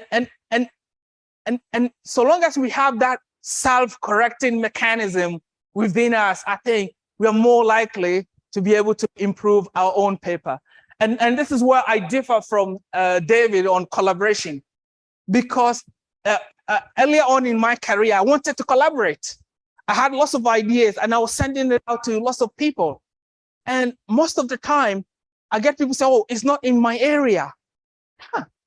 Sometimes I know they publish papers. I've used multiple papers from them, but they will always reply back to me, oh, this work is not in my area. And nobody wanted to work with me. So I said, okay. So there was one professor at our university at the time, and he said, well, Joseph, the reason is that people think you're going to take advantage of them. And I think you can do it yourself. So I started writing lots of author papers, and over time now, people reach out to me through LinkedIn, through emails. They want to collaborate with me. So I think sometimes you need to be able to show something to the people you want to collaborate with, to say, well, maybe if I collaborate with you, I think you can benefit, I can benefit as well. And on collaboration, I've done a number of projects and I did it with some people at the University of Ghana. And I designed the whole study, I designed everything, I did a literature review, and I needed people on the ground to do the data collection for me. So I sent them the outline, the questionnaire, the interviews, everything, and they did very good job in terms of collecting the data, and I included them in all the publications. So sometimes that can be a way to collaborate, but I think collaboration, people want to see you're bringing something to the table. And if people notice you are not bringing anything to the table, I'm afraid people will find excuses to push you back, you know? They might say, well, maybe I have so many papers I'm working on now, so I don't have time. You get my point. So, what's up there? Guys, the battery is running low, so let's see. Okay, don't worry. Okay. Okay, and these are a few points that if you want to publish in a journal, can you volunteer to review for them? Because what it gives you is that you get a sense of the type of papers that the journal send out for review. So if you're not reviewing, you think you don't have time, or I don't have time to do reviews, I'm very busy, then you are not experiencing the standard of that particular journal. So if you're very eager to publish in any good journal, I would say you can go to their website. Most of the Elsevier system, you can register with them and say you are willing to review for them. And sometimes they'll send you papers to review. And that gives you a sense of what kind of paper get sent out for review and why they get sent out for a review. And also, another thing is that simplicity in writing. I know some of us, especially Ghanaians, people tend to use sophisticated language, you know, and David is one of those that uses sophisticated language. I prefer to use very, very simple language. And if you see my papers, they are very, very simple languages. And what I have found useful is that sometimes your manuscript goes to people that are non-technical experts. If they cannot understand what you've written, what do you think they will do? They will reject it. They are not going to say to the editor, this person's language is so sophisticated, I don't understand them. They will send a decision back to the editor and they will recommend reject. So if you can simplify your language, I would say it's much simplicity is better. If you can write in a way that an ordinary person, if you have children, give your paper to your children. If they can't understand, I would say, go back to the drawing board and rewrite the paper. Because if you encounter non-technical aspect, a lot of people place greater emphasis on being able to read. Even if you look at journals like KsTU, even sometimes they say, after they accept the paper, they ask you to say, well, you have to kind of change some of the language, make it more easily understandable. For a number of other journals, if the language is sophisticated, you often get editors that are even the English is their second language, or sometimes it's their third language. And if you're using convoluted language, what do you think they will do? They are not going to write to you and say, well, your language is very more advanced than mine, so I couldn't understand it. No, they'll find a different reason and they'll send the manuscript back to you. Sometimes they'll say, well, we don't think your paper fit the scope of the journal. And that's the convoluted language. Doesn't fit the scope of the journal. So if you can do simple language, I would say you will increase your chances of acceptance than those that uses this convoluted language. And also sometimes people say you have to decide early where to publish. And For me, the way I do it is that every paper that I'm working on, often I have maybe 3 or 4 journals that I think that paper can go into. So if I submit the first one, if it doesn't get through, I know which other pathways that I will go into. But often for me, I always start with the highest ranked journal in whatever field or whatever domain I'm going into. And if it's rejected, at least I will get some kind of feedback to then work on. I hope you found my discussion useful. We are going to open the floor. And then if you have questions for me or David, I think we are more than happy to answer.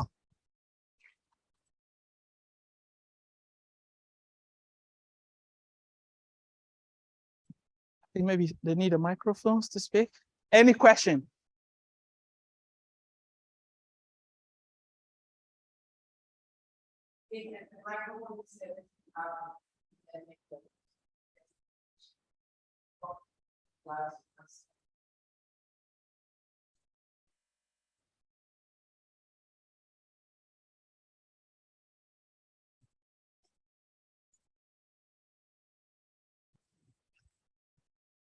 And I think we still have David here. So if you have a question for David, I think he will also be happy to answer.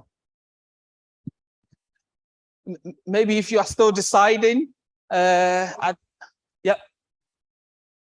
there's a microphone there. So if anybody have a question.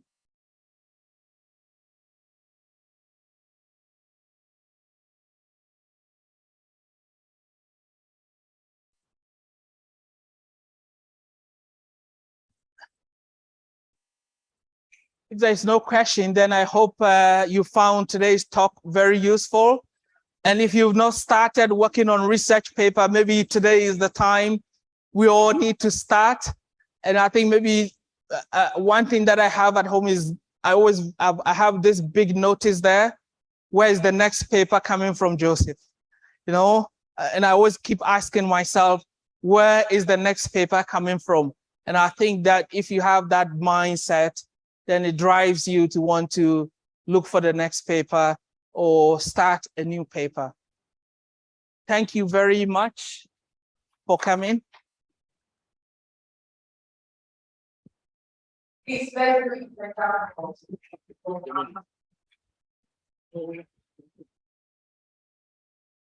we have